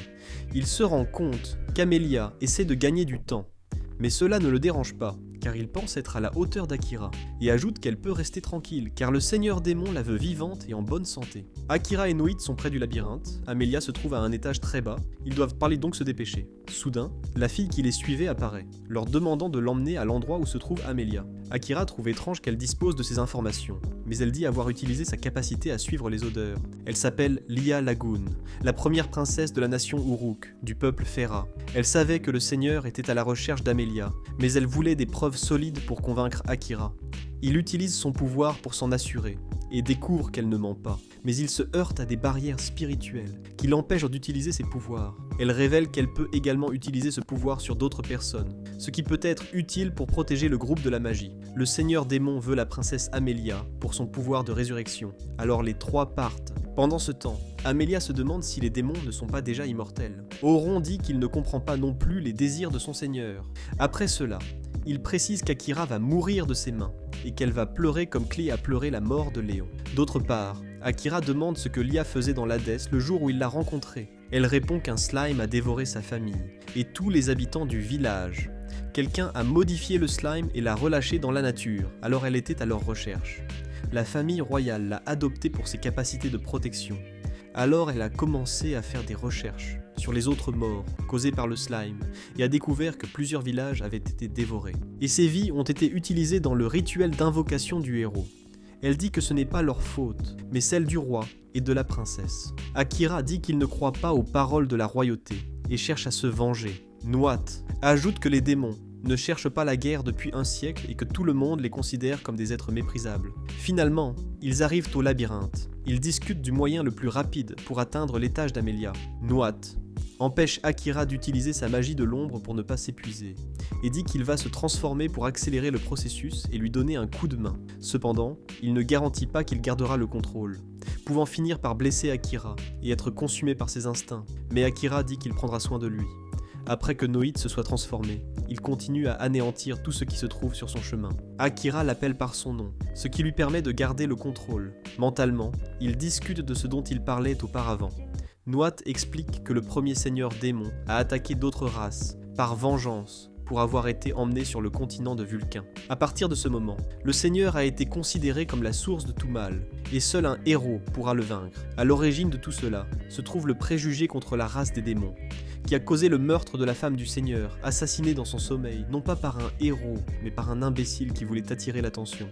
Avant cela, il était gentil. Il aimait sa famille et son peuple. Akira trouve cette histoire terrible, mais il a tout de même ordonné l'enlèvement d'Amelia, et il va payer pour cela. Cependant, Noat a dit que tous les démons ne sont pas pareils, certains veulent seulement la paix. Ils trouvent Amelia. Lia utilise sa barrière pour la protéger. Comme elle a beaucoup utilisé ses pouvoirs, Noat dit qu'elle ne pourra pas bouger pendant un certain temps. Akira est prêt à protéger Amelia, et le fait clairement savoir. Même si Noat dit à Auron qu'Akira doit être amené vivant au Seigneur Démon, il répond qu'il a reçu d'autres ordres. Les deux hommes engagent le combat. Akira donne le meilleur de lui-même, mais continue d'être touché à plusieurs reprises. Même si Lia protège Akira avec ses barrières, la lance du démon est renforcée, et si elle ne l'avait pas fait, un seul coup aurait été fatal. Il se rend compte qu'il n'a pas réussi à toucher Auron. Alors il fait appel à sa magie des ombres, invoquant plusieurs bêtes qui se jettent sur lui. Auron utilise alors sa flûte pour appeler d'autres monstres qui sont contrôlés. Lia utilise sa barrière pour protéger Akira, le sauvant au dernier moment et tuant les monstres. Auron n'a plus nulle part où aller, mais Akira hésite à le tuer. Soudain, Mahiru apparaît depuis un portail, un démon occupant la deuxième place dans la hiérarchie, bien plus fort qu'Auron.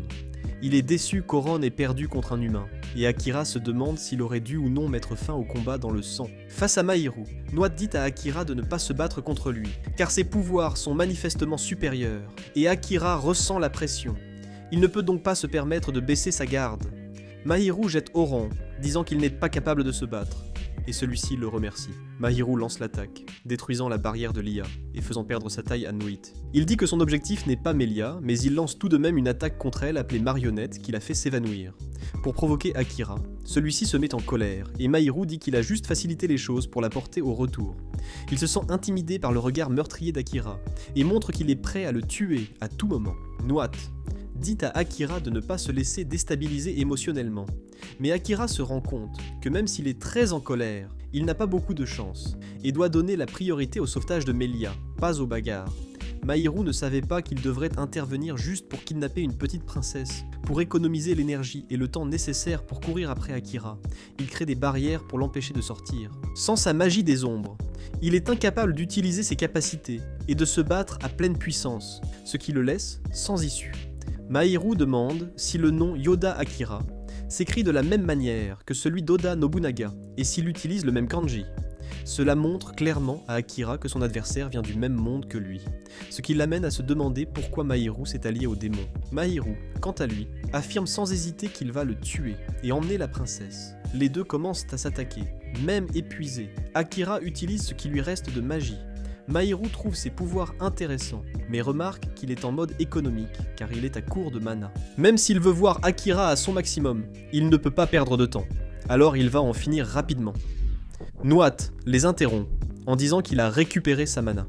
Après que Mahiru lui ait demandé si le chat noir est totalement du côté d'Akira, il répond que oui, et qu'il n'a plus l'intention de retourner du côté du seigneur démon. Mentalement, il dit à Akira qu'il veut annuler le pacte. Ils peuvent le faire s'ils le souhaitent tous les deux, car la seule façon pour eux de s'en sortir vivants est de sacrifier Noiti. Akira finit par refuser, en parlant trop fort. Mahiru remarque qu'ils parlent en secret, et dit que ce sera leur dernière conversation. Alors il va attendre qu'ils aient fini. Les deux continuent à discuter, et Akira dit que s'ils le font ensemble, ils ont des chances de le vaincre. Ils se confient leur vie l'un à l'autre, même si Noat lui dit de ne rien faire d'imprudent, il s'obstine. Soudain, il utilise sa transformation pour devenir la seule personne capable de rivaliser avec Mahiru, qui est impressionné de se retrouver face au sage défunt Saramitre.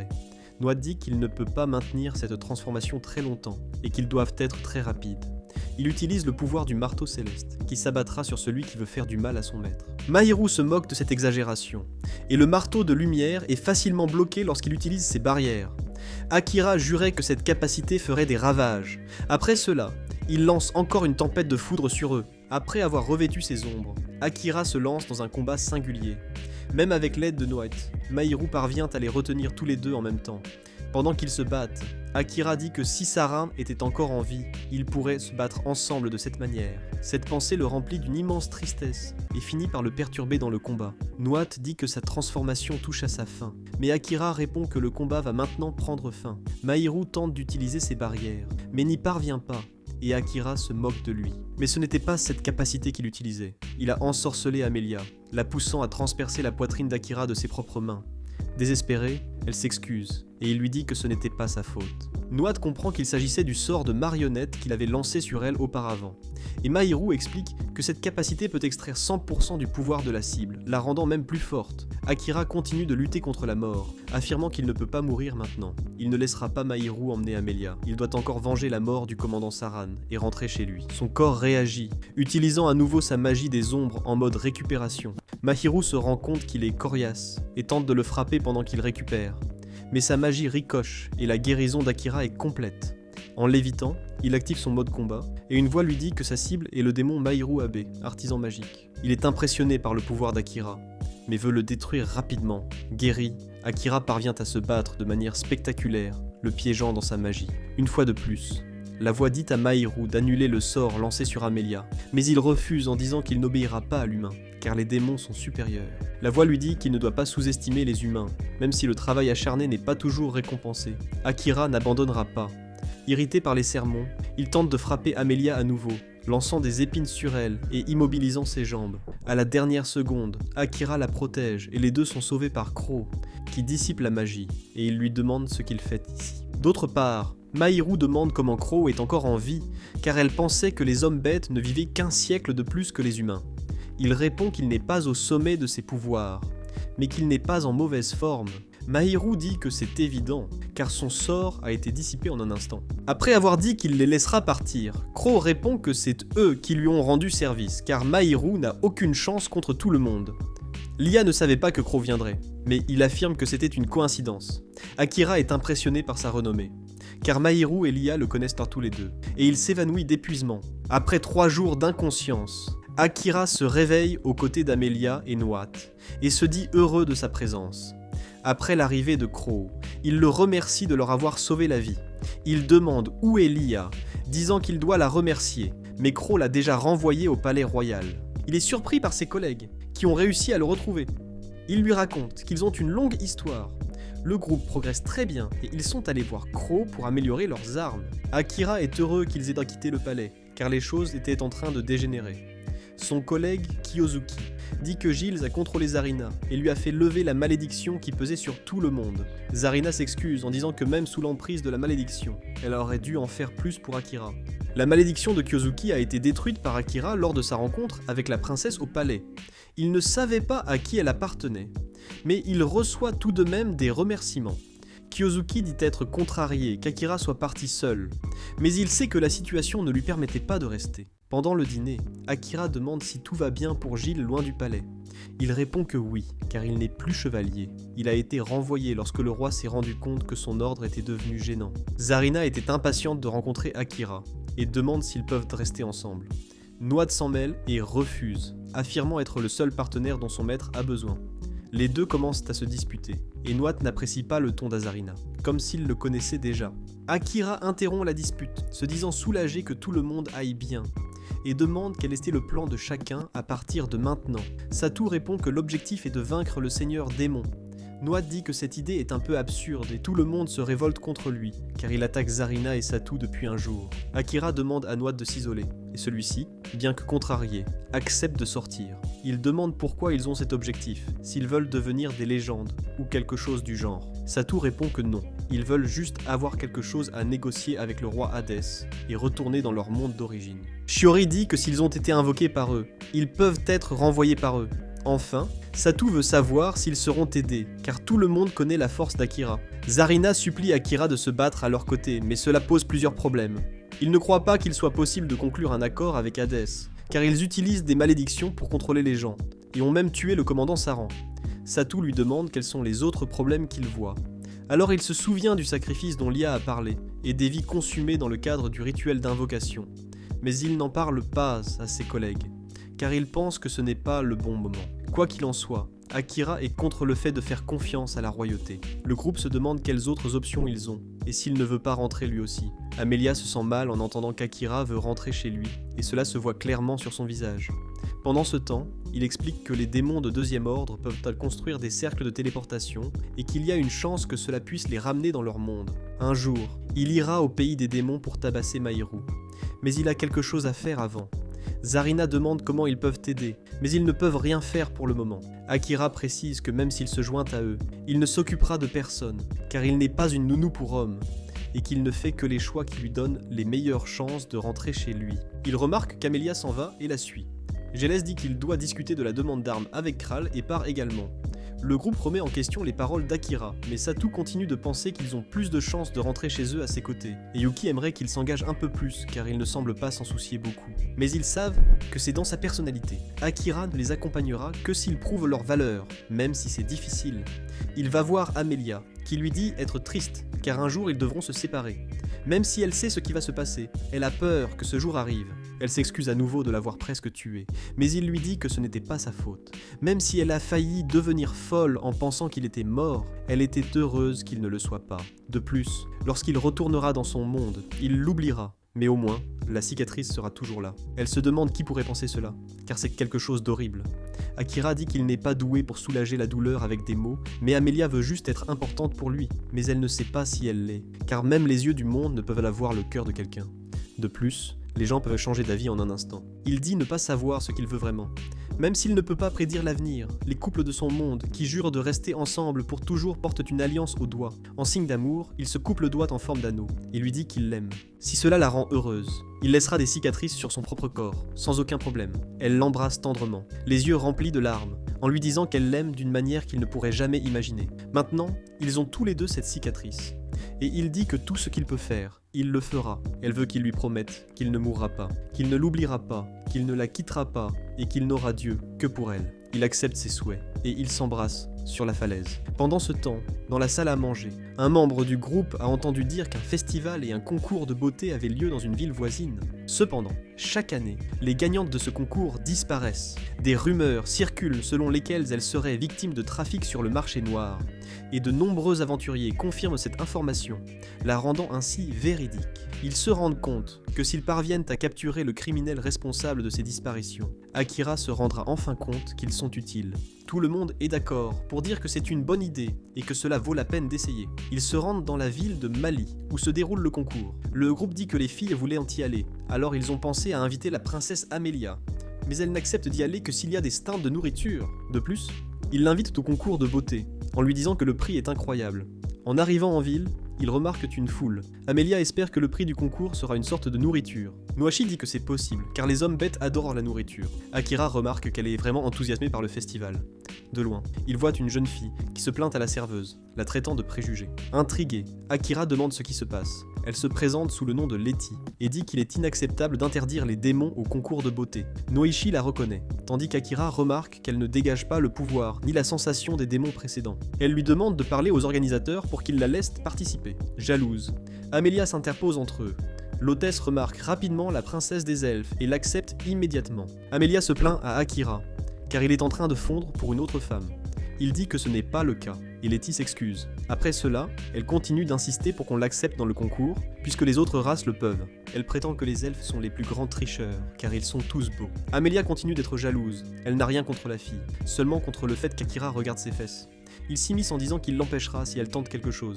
La réceptionniste peut l'accepter si le groupe de la princesse accepte d'en assumer la responsabilité. Tout le monde est d'accord. Et Letty remarque rapidement le chat noir. Il dit que son nom est désormais Noichi. Alors elle comprend qu'ils ont conclu un pacte. Akira demande s'ils se connaissent, et Noichi répond qu'il expliquera plus tard. Amelia et Letty se décident rapidement, et les deux acceptent de profiter du concours. Letty parcourt les rues pour demander des votes, laissant son autographe à ceux qui acceptent de voter pour elle, écrit dans la langue du héros de la légende. Tout le monde se précipite pour faire la queue devant elle. Akira remarque l'agitation qu'elle a provoquée, et demande qui elle est vraiment. Noachi répond que Letty est très singulière, qu'elle soit un démon ou non. Amelia dit qu'elle n'a pas l'air méchante. Akira remarque que l'opinion d'Amelia est également très singulière, de loin. Certaines filles reconnaissent le tueur silencieux. Elle s'enfuit, honteuse d'avoir été remarquée. Crow dit qu'Akira est célèbre dans la région. Lorsqu'il a vaincu ces monstres grâce à la magie des ombres et restauré la paix dans une ville plongée dans le chaos, tous les regards étaient tournés vers lui. Akira admet avoir été très voyant pour un assassin, mais tout le monde sait que c'est ce qui le rend intéressant. Tout le monde appelle Akira le tueur silencieux, et cela ne fait que se répandre. Crow remet une récompense spéciale à Akira, car il a été promu au rang jaune par la guilde des aventuriers. Amelia dit qu'il est toujours bon d'avoir cela comme pièce d'identité. Elle est de rang argent. Elle se vante d'avoir un rang plus élevé que celui d'Akira, et dit que Kilika a un rang or, que seules 3 autres personnes dans le monde possèdent. Ses collègues sont également de rang jaune.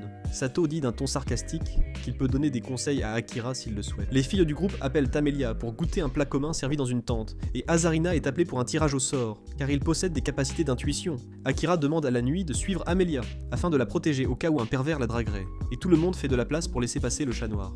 Akira se demande comment Amelia s'est liée d'amitié si rapidement avec les filles. Crow répond que le voyage a été long, et qu'elle semble être très sociable, contrairement à Akira. Comme Crow ne semble pas être du genre à s'intéresser aux fêtes, Akira lui demande pourquoi il est venu. Il révèle que les souhaits de sa sœur ne sont pas la seule raison pour laquelle il ne s'est pas vengé. Même s'il ne le montre pas, il a beaucoup vieilli. Les hommes bêtes vieillissent d'une manière qui ne se voit pas. L'homme qui a tué sa sœur est protégé 24 heures sur 24. Le tuer n'est pas facile, car plusieurs mercenaires le protègent. En mentionnant le nom de Grand Cluster, Akira se souvient des ravisseurs qui servaient à ce même roi. Si Amelia Eloquage a été attaquée dès son arrivée dans le pays, c'est parce que Grand a vendu des informations aux démons. Cet homme peut consulter la liste de toutes les personnes qui entrent et sortent du continent, ce qui signifie que Grand Cluster n'a pas seulement causé des problèmes à Crow, mais aussi à Akira. De plus, Crow dit avoir découvert que le groupe était en danger grâce au cristal magique du bâton de l'IA qui l'a alerté. Même s'il lui est reconnaissant de les avoir sauvés, Akira ne comprend pas pourquoi il mentionne cela maintenant. Il répond qu'il l'a sauvé pour qu'il lui soit redevable, puis demande à Akira de faire un travail mystérieux qui le laisse perplexe. Crow sait qu'il n'obtiendra pas de réponse immédiate, alors il attendra. Ils sont bientôt interrompus par Giles, qui les informe qu'ils doivent trouver un hébergement dès que possible. Crow montre alors son influence dans la région, en leur disant de mentionner son nom lors du concours, afin d'obtenir des places plus confortables pour assister à la représentation. Akira le provoque en lui demandant si tout le monde lui doit une faveur. Il répond que c'est ainsi que les choses fonctionnent. Le concours commence, et le nom de Crow leur permet d'obtenir une loge entière. Azarina dit qu'Akira est désormais célèbre et se démarque, mais il est ignoré. Les participants défilent, et c'est au tour d'Amelia. Et elle est la favorite pour gagner, et tout le monde est impressionné par sa beauté. La dernière participante est Letty, qui fait une entrée triomphale en utilisant une pierre bleue. Elle demande à tout le monde de voter pour elle, et la foule est enchantée. En voyant cette scène, Akira demande à nouveau si elle est vraiment un démon. Noite le confirme, même si c'est difficile à croire. Au crépuscule, le gagnant du cours est désigné, le premier ex-aequo de l'histoire entre Amelia et Letty. Le groupe se réunit à nouveau et Letty dit avoir donné le meilleur d'elle-même lors de la présentation, mais qu'elle n'a tout de même réussi qu'à égaler la princesse elfe. Amelia dit que si elle avait gagné, cela n'aurait pas été une surprise. D'un autre côté, Akira répond qu'égaler la princesse est une raison d'être fier. Letty drague Akira en lui demandant s'il a commencé à s'intéresser à elle, mais il répond qu'il n'a d'yeux que pour Amelia. Leur amour est magnifique, et Letty s'en rend compte. Enfin, elle dit qu'elle gagnera le concours l'année prochaine, et espère avoir à nouveau Amelia comme adversaire. Nwat dit que si Letty continue à attirer l'attention, son père pourrait ne pas apprécier, mais elle répond qu'elle s'en moque puisqu'ils se sont disputés et qu'elle a fugué. Nwat dit avoir pressenti cette dispute en révélant à Akira que Letty est en fait la fille du roi démon. Tout le monde est incrédule. Pendant ce temps, des caméras les surveillent. Elles sont contrôlées par le roi Grain, qui affirme pouvoir capturer et offrir ce que les démons n'ont pas réussi à prendre, Amelia. Akira remarque que les statistiques de Letty sont impressionnantes. Amelia dit que, qu'elle soit ou non la fille du roi démon, elle a toujours été très forte, et elle conseille à Akira d'utiliser son pouvoir des yeux du monde, car certaines personnes qu'agitent leur propre force. Pendant un bref instant, Akira a des visions de ses camarades morts, mais préfère ne rien dire à ce sujet. Crow et Gilly arrivent avec l'hébergement déjà réservé, et demandent s'ils doivent prendre une chambre supplémentaire pour Letty, mais celle-ci répond qu'elle peut camper sans aucun problème. Elle fait à nouveau des avances à Akira, disant que tout le monde va dormir loin d'elle, sauf lui, et qu'ils se retrouveront le lendemain pour aller chercher le prix du concours. Avant de partir, elle demande le nom d'Akira, disant qu'elle va rêver de lui. Le groupe se demande pourquoi le prix n'a pas été remis immédiatement. Satou a participé au concours masculin et explique que le prix n'était pas prêt à temps, car il y avait 2 gagnantes. Amelia demande si leur prix sera également de la nourriture. Il répond que si c'est le cas, il lui donnera tout. L'un d'eux remarque l'absence de Noite, mais Akira dit qu'il est quand juste parti lui rendre un service. Le groupe va prendre une douche joyeuse, car la journée a été formidable. Amelia demande à Akira s'il veut prendre une douche avec elle. Il refuse, ratant une nouvelle occasion, car il ne peut pas entrer dans la salle de bain des femmes. Même si elle insiste, lui disant qu'il peut utiliser le sortilège d'occultation. Il n'accepte pas. Crow rappelle à Akira le service qu'il lui a demandé. Amelia le tire et l'emmène dans la chambre. Là, elle lui dit qu'il n'a pas dormi depuis des jours et continue de refuser de se reposer. Elle doit alors recourir à la magie pour le faire dormir de force. De retour dans le salon, elle demande de quoi ils ont parlé et en quoi consiste le service. Crow répond qu'il lui a simplement proposé un travail, mais Amelia ne veut pas qu'Akira fasse quoi que ce soit de force. Crow rétorque qu'Akira a été contraint de ne pas tuer le démon, même s'il le voulait, et qu'il ne l'a pas fait pour Amelia. Elle répond que Crow peut penser ce qu'il veut, cela ne signifie pas que c'est vrai, et que son choix de ne pas tuer lui appartient. Mais Crow n'a pas l'intention de le forcer à quoi que ce soit, ni de le faire changer d'avis. La décision appartient à Akira. De plus, il dit que l'une des seules raisons qui ont poussé Akira à vouloir se suicider était à cause d'elle, ce qui fait beaucoup réfléchir Amelia. Le lendemain, Akira dort encore. Amelia et le groupe se rendent en ville pour récupérer leur récompense. Elle discute avec Letty et lui dit qu'elle ne s'attendait pas à ce qu'Akira dorme aussi profondément. Satou reste vigilant, car les trafiquants doivent surveiller le lieu où le prix sera remis. Zarina remercie Akira de ne pas être venu, sinon ils auraient perdu l'occasion de montrer leur potentiel. Shiori met également le groupe en garde contre Letty, car on ne sait pas grand chose d'elle. En arrivant sur le lieu de remise du prix, il remarque que c'est un endroit très étrange. Soudain, 3 hommes armés apparaissent et menacent la princesse Amelia. Ils affirment qu'elles doivent les accompagner, car le roi Gran veut la voir. Amelia insulte le roi, le traitant de chef des ravisseurs et de scélérats, qui tuerait ses frères pour se sauver lui-même. Elle refuse catégoriquement de les accompagner. Alors les ninjas sont obligés de l'emmener de force. Grâce à ses pouvoirs de gravité, elle les maintient au sol. Lorsqu'elle leur demande ce que Gran veut lui faire, les ravisseurs ne répondent pas. Selon eux, ils ont simplement reçu l'ordre de l'emmener. Réalisant qu'elle est victime d'une supercherie, elle augmente la force de sa gravité. Ayant vécu des dizaines de fois plus longtemps qu'eux, elle ne se laissera pas tromper facilement. L'un d'eux finit par parler, révélant que la plupart des vainqueurs du parcours ont vu leurs organes prélevés et vendus après avoir été kidnappés. Même si les rumeurs se répandent, le roi Gran étouffe toujours l'affaire en utilisant son argent. Chaque année, c'est toujours la même chose. Furieuse, elle augmente à nouveau la force de sa gravité, imaginant que le pire aurait pu arriver. Sur le point de les tuer, Letty l'en empêche en l'enlaçant par derrière. Même s'il s'agit de criminels, elle ne peut pas les tuer. Amelie insiste, affirmant que ce n'est pas un meurtre s'il s'agit d'un duel. Mais Letty continue de l'en empêcher, affirmant que tout le monde, même les méchants, a son histoire, et que personne n'a le droit d'y mettre fin à leur place. Elle ne laissera donc personne se faire assassiner sous ses yeux. Akira peut voir tout ce qui se passe, plongé dans un sommeil profond. Son esprit est lié à celui de Letty, car il a été ensorcelé par sa magie. Finalement, Letty précise que si Amelie veut vraiment tuer, elle peut le faire, mais qu'elle le fasse pendant que Letty a le dos tourné.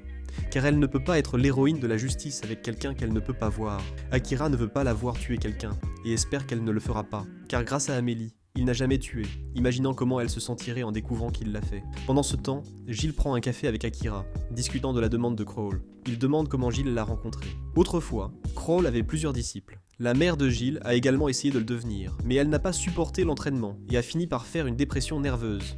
Son père était déjà décédé, alors Crawl a pris la responsabilité d'élever Gilles. Malgré tout, il ne garde aucune rancœur pour ce qui est arrivé à sa mère. Crawl est comme un père pour lui. D'après le peu qu'il sait de lui, Akira remarque que c'est un homme très prévoyant. Gilles sait qu'il a aidé beaucoup de gens, y compris Akira. Malgré tout, il choisit de lui rendre l'appareil. La nuit tombe et Akira demande comment s'est passée l'enquête. Il répond que plusieurs dispositifs ont été installés par les hommes de main du Grand Cluster. L'objectif était de surveiller et de suivre les gagnantes du concours, et Amelia était la cible du moment. Il se rend compte que ce sont les mêmes dispositifs que ceux qui ont été vus au palais d'Etis. Au début, Akira est surpris, car dans ce monde, tout le monde sait ce que sont les caméras. Noite explique qu'un héros invoqué dans le passé a introduit ce concept, et qu'ils le reproduisent à l'aide de la magie. Gilles précise qu'il existe d'autres choses similaires, comme l'architecture, la cuisine et la mode. Le groupe revient, Akira les appelle pour discuter des plans. Asarina demande s'ils sont officiellement unis. Avant cela, Akira veut savoir s'ils les ont invités en ayant connaissance du trafic d'êtres humains au festival. Noite a découvert cette information. Asarina s'excuse et l'admet. Leur objectif était de prouver qu'ils sont plus qu'un poids mort. Même si c'était une attitude dangereuse, Akira a reconnu qu'ils avaient réfléchi par eux-mêmes et choisi de se battre, et cela suffit. Ils ont le même destin final, mais Akira a d'autres responsabilités, comme vaincre le Seigneur Gram, pour s'assurer qu'il ne s'en prendra plus jamais à Amelia. Crow annonce donc que leur prochaine destination est la capitale, la ville d'Uruk, où Gram dirige la guilde des aventuriers. Asarina propose son aide, mais Akira refuse. Crow dit que si Akira parvient à vaincre le Seigneur, il les guidera à travers le royaume des démons. Dans ce cas, Gilles dit que le groupe va se rendre à la frontière du royaume démoniaque pour l'y attendre. Ils essaient de fixer un lieu de rendez-vous, mais Crow refuse, car ils ont désigné l'endroit où vit sa mère. Akira demande à Gilles comment la mère de Crow est encore en vie, alors qu'il est déjà un vieil homme. Mais c'est une longue histoire. À 1 heure de marche, Crow possède une cabane que son ancien groupe utilisait comme cachette. Il fixe donc ce lieu comme point de rendez-vous. Amelia dit à Crow qu'elle a déjà acheté toutes les provisions dont ils ont besoin, ainsi que quelque chose pour se divertir. Il répond qu'il s'agit d'un voyage de 5 jours en calèche, et qu'un moyen de passer le temps est toujours le bienvenu. Elle précise qu'elle a 2 demandes, la première étant qu'elle ne veut pas que Crow stresse davantage Akira. Il rétorque que ce qui le stresse ne regarde que lui, et elle lui demande à nouveau de l'entraîner. Il refuse une nouvelle fois, mais elle le supplie, car elle est la cible de nombreuses attaques, et ne veut pas qu'Akira se mette en danger à cause d'elle. Elle pense pouvoir empêcher cela en devenant aussi forte que lui. Crow doute de ses capacités, car elle n'est qu'une jeune princesse elfe, et lui fait promettre qu'elle ne s'effondrera pas. Le groupe se dit au revoir, et Gilles remet à Akira quelque chose qu'il avait oublié au palais royal. Les deux ne savent pas ce que c'est. Saran voulait simplement qu'Akira le récupère avant son départ. Le groupe se sépare, et au milieu du voyage, Amelia est déjà fatiguée d'avoir tant étudié les enseignements de Crow. Il lui dit qu'elle peut se reposer, et dit à Akira qu'il est impressionné qu'elle ait étudié pendant 3 jours. Ce n'est pas étonnant qu'il l'admire. Une princesse qui fait des sorts incroyables, ramène les morts à la vie et élimine les monstres. Son nom est resté gravé dans son esprit après cet exploit. Et lorsqu'on lui a demandé de donner le nom d'un enfant né dans son quartier, il a choisi Lia. Akira est surpris, car même s'il dit l'admirer, il l'a traitée avec négligence au début. En réalité, elle ne lui semblait pas aussi impressionnante qu'il l'avait imaginé. Mais il s'était trompé, car sa capacité à suivre son entraînement est impressionnante. Il existe une technique appelée inversion, qui permet d'annuler n'importe quelle compétence. La difficulté pour l'acquérir est absurde, il faut maîtriser une langue ancienne, et chaque lettre est capable de rendre la personne folle, et si elle s'implique trop, elle finit par perdre la tête. Mais la princesse Amelia a répondu à cela en créant une nouvelle compétence de compréhension, quelque chose qu'elle seule est capable de réaliser. Akira est impressionné que Krull ait réussi à apprendre tout seul. Il dit qu'il avait beaucoup de temps pour lui. Les hommes bêtes vivent 2 fois plus longtemps que les humains. Mais sa mère a pris une potion étrange pendant sa grossesse, ce qui lui a permis de vivre 2 fois plus longtemps que la normale. Krull ne supporte pas de vivre aussi longtemps. Même s'il veut venger la mort de sa sœur, la douleur reste très forte. Akira ne peut pas se mettre à sa place, car il vivra au maximum 100 ans. Mais il sait tout de même que ce n'est pas facile. Alors que Noichi menait son enquête, il a trouvé Letty sur le toit. Elle lui demande ce qu'il fait là. Noichi répond qu'il ne fait que son travail, à la demande de son maître. Elle le prend dans ses bras et lui dit qu'elle va l'aider. Ils sont enfin arrivés, et Amelia est enchantée par le paysage de la ville d'Uruk. Pendant que Krull s'occupe de l'hébergement, il leur dit d'aller visiter les sites touristiques. Akira ne connaît rien de cet endroit. C'est pourquoi Krull a contacté Lia, qui arrivera dans environ 1 heure. Ils se retrouveront ensuite sur la place centrale près de la fontaine. C'est la première rencontre entre Amelia et Akira. Il lui offre de la nourriture en cadeau, pour avoir bien étudié pendant le voyage. Elle le remercie joyeusement, car elle n'a jamais reçu de récompense, et veut sortir à plusieurs reprises et faire la fête tous les jours. De plus, elle lui fait clairement comprendre qu'elle va devenir si forte qu'Akira n'aura plus besoin de la protéger. Après avoir mangé 8 portions, Lia arrive enfin. Elle attendait avec impatience le jour où ils pourraient enfin se revoir. Ils partent se promener, et elle explique qu'Uruk est la ville des eaux, qu'il est impossible de découvrir la ville sans prendre un bateau. Akira se rend compte que c'est comme à Venise, même s'il n'y est jamais allé. Il remarque un château géant où se trouve le palais royal de la nation. Lia dit que sa famille est impatiente de les rencontrer. Le roi et son père adoptif, appelé Ixan Lagoon, qui a organisé un déjeuner de bienvenue pour la princesse Amelia. Akira la remercie à nouveau, car elle les a sauvés la dernière fois, et les sauve à nouveau. Elle est heureuse d'avoir été utile et lui demande si cette barrière spirituelle est une variante de l'inversion du Krull. Lia répond qu'elles sont similaires, mais très différentes. Son pouvoir est une extension des techniques de barrière, mais des sorts puissants peuvent le briser. L'inversion de Krull, quant à elle, s'active immédiatement et ne peut donc jamais être brisée. Quand Akira dit qu'Amelia apprend avec Krull, Lia panique. Il a posé la question dans l'espoir d'obtenir quelques conseils. Lia ne croit pas que Krull partage le pouvoir de l'inversion. Quoi qu'il en soit, elle félicite Akira pour avoir été formidable au combat. Elle n'avait jamais entendu parler de la magie des ombres, mais il dit que ce n'était pas lui, car il était totalement hors de contrôle. Ils arrivent enfin au palais. Le roi dit que le déjeuner sera bientôt servi. Alors ils vont droit au but. Adoptée ou non, il les remercie d'avoir aidé sa fille. Amelia dit que Lia n'a eu des problèmes que parce qu'elle a été kidnappée, et que ce sont Akira et Krull qui l'ont aidée, pas elle. Dans ce cas, le roi remercie également Krull. Akira attend des remerciements, mais n'en reçoit aucun. Le roi a une demande à faire à Akira, qui est venu dans ce monde après avoir été invoqué par le héros. Akira dit qu'il peut accepter, selon les détails, ce qui met l'un des hommes de main en colère à cause du manque de respect. Le roi demande de rester calme, car il va donner les détails. Le travail consiste à assassiner une cible, en échange de quoi il aura la sécurité garantie dans ce pays. Akira refuse d'emblée, mais le chevelu révèle qui était la cible, le maudit Grom. Le roi se rend compte qu'Akira le connaît, et explique qu'il a rétrogradé le seigneur de ministre à maître de guilde, le tenant ainsi à l'écart des affaires publiques. Mais celui-ci a engagé des mercenaires et fait ce qu'il veut. S'il n'est pas contrôlé, il ruinera toute la réputation de la couronne. C'est pourquoi il a besoin d'aide. Akira répond que c'est le problème du roi, pas le sien. Venant d'une terre pacifique, le roi demande si la priorité d'Akira n'est pas la sécurité de tous. Il répond qu'il peut très bien se protéger lui-même et protéger tous ceux qu'il aime, et qu'il n'a pas besoin de la protection de quelqu'un de plus faible que lui. Le sbire dit qu'Akira est très arrogant. Même si t'es le tueur silencieux qui a tué 100 bêtes, il n'est pas immortel. Amelia intervient en menaçant le sbire, car il adopte une attitude très offensive. Akira empêche Amelia d'intervenir, affirmant qu'il peut prouver sa puissance sans son aide. Le sbire demande un duel de toute urgence. Le roi accepte, car cela fait longtemps qu'il n'a pas vu ses chevaliers royaux se battre, et il se prépare pour le duel. Le chevalier du roi est à moitié cheval, ce qui est assez dégoûtant. Akira demande à Amelia de tenir ses lames, car il n'en a pas besoin. Le chevalier remarque qu'Akira est très arrogant, car il veut se battre à main nue, et passe immédiatement à l'attaque avec son arme. Akira se rend compte qu'il est fort et rapide, mais rien d'extraordinaire. L'assassin tente de terminer le combat le plus rapidement possible, en cassant l'arme du chevalier et en plaçant le kunai sur son cou. Finalement, Amelia dit au roi qu'il ne devrait jamais ordonner quoi que ce soit à Akira. Le roi répond qu'il est complètement dégoûté par Amelia, car elle sort avec un humain, alors qu'elle est une princesse elfe, et qu'elle devrait savoir qu'elle vivra beaucoup plus longtemps que lui. Le roi s'en va, demandant à ses gardes de les emmener hors du palais. Akira remarque qu'Amelia a la tête baissée. Elle lui dit qu'il a été incroyable, tandis qu'il est heureux d'avoir pu prouver son pouvoir. Amelia le remercie de lui avoir montré le monde.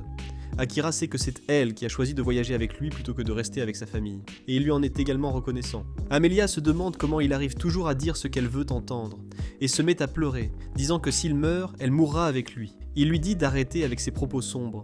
Ils arrivent à l'hôtel, et Akira se rend compte qu'il semble être très cher. Crow dit que le propriétaire lui doit des faveurs, donc ils n'ont pas à se soucier du prix.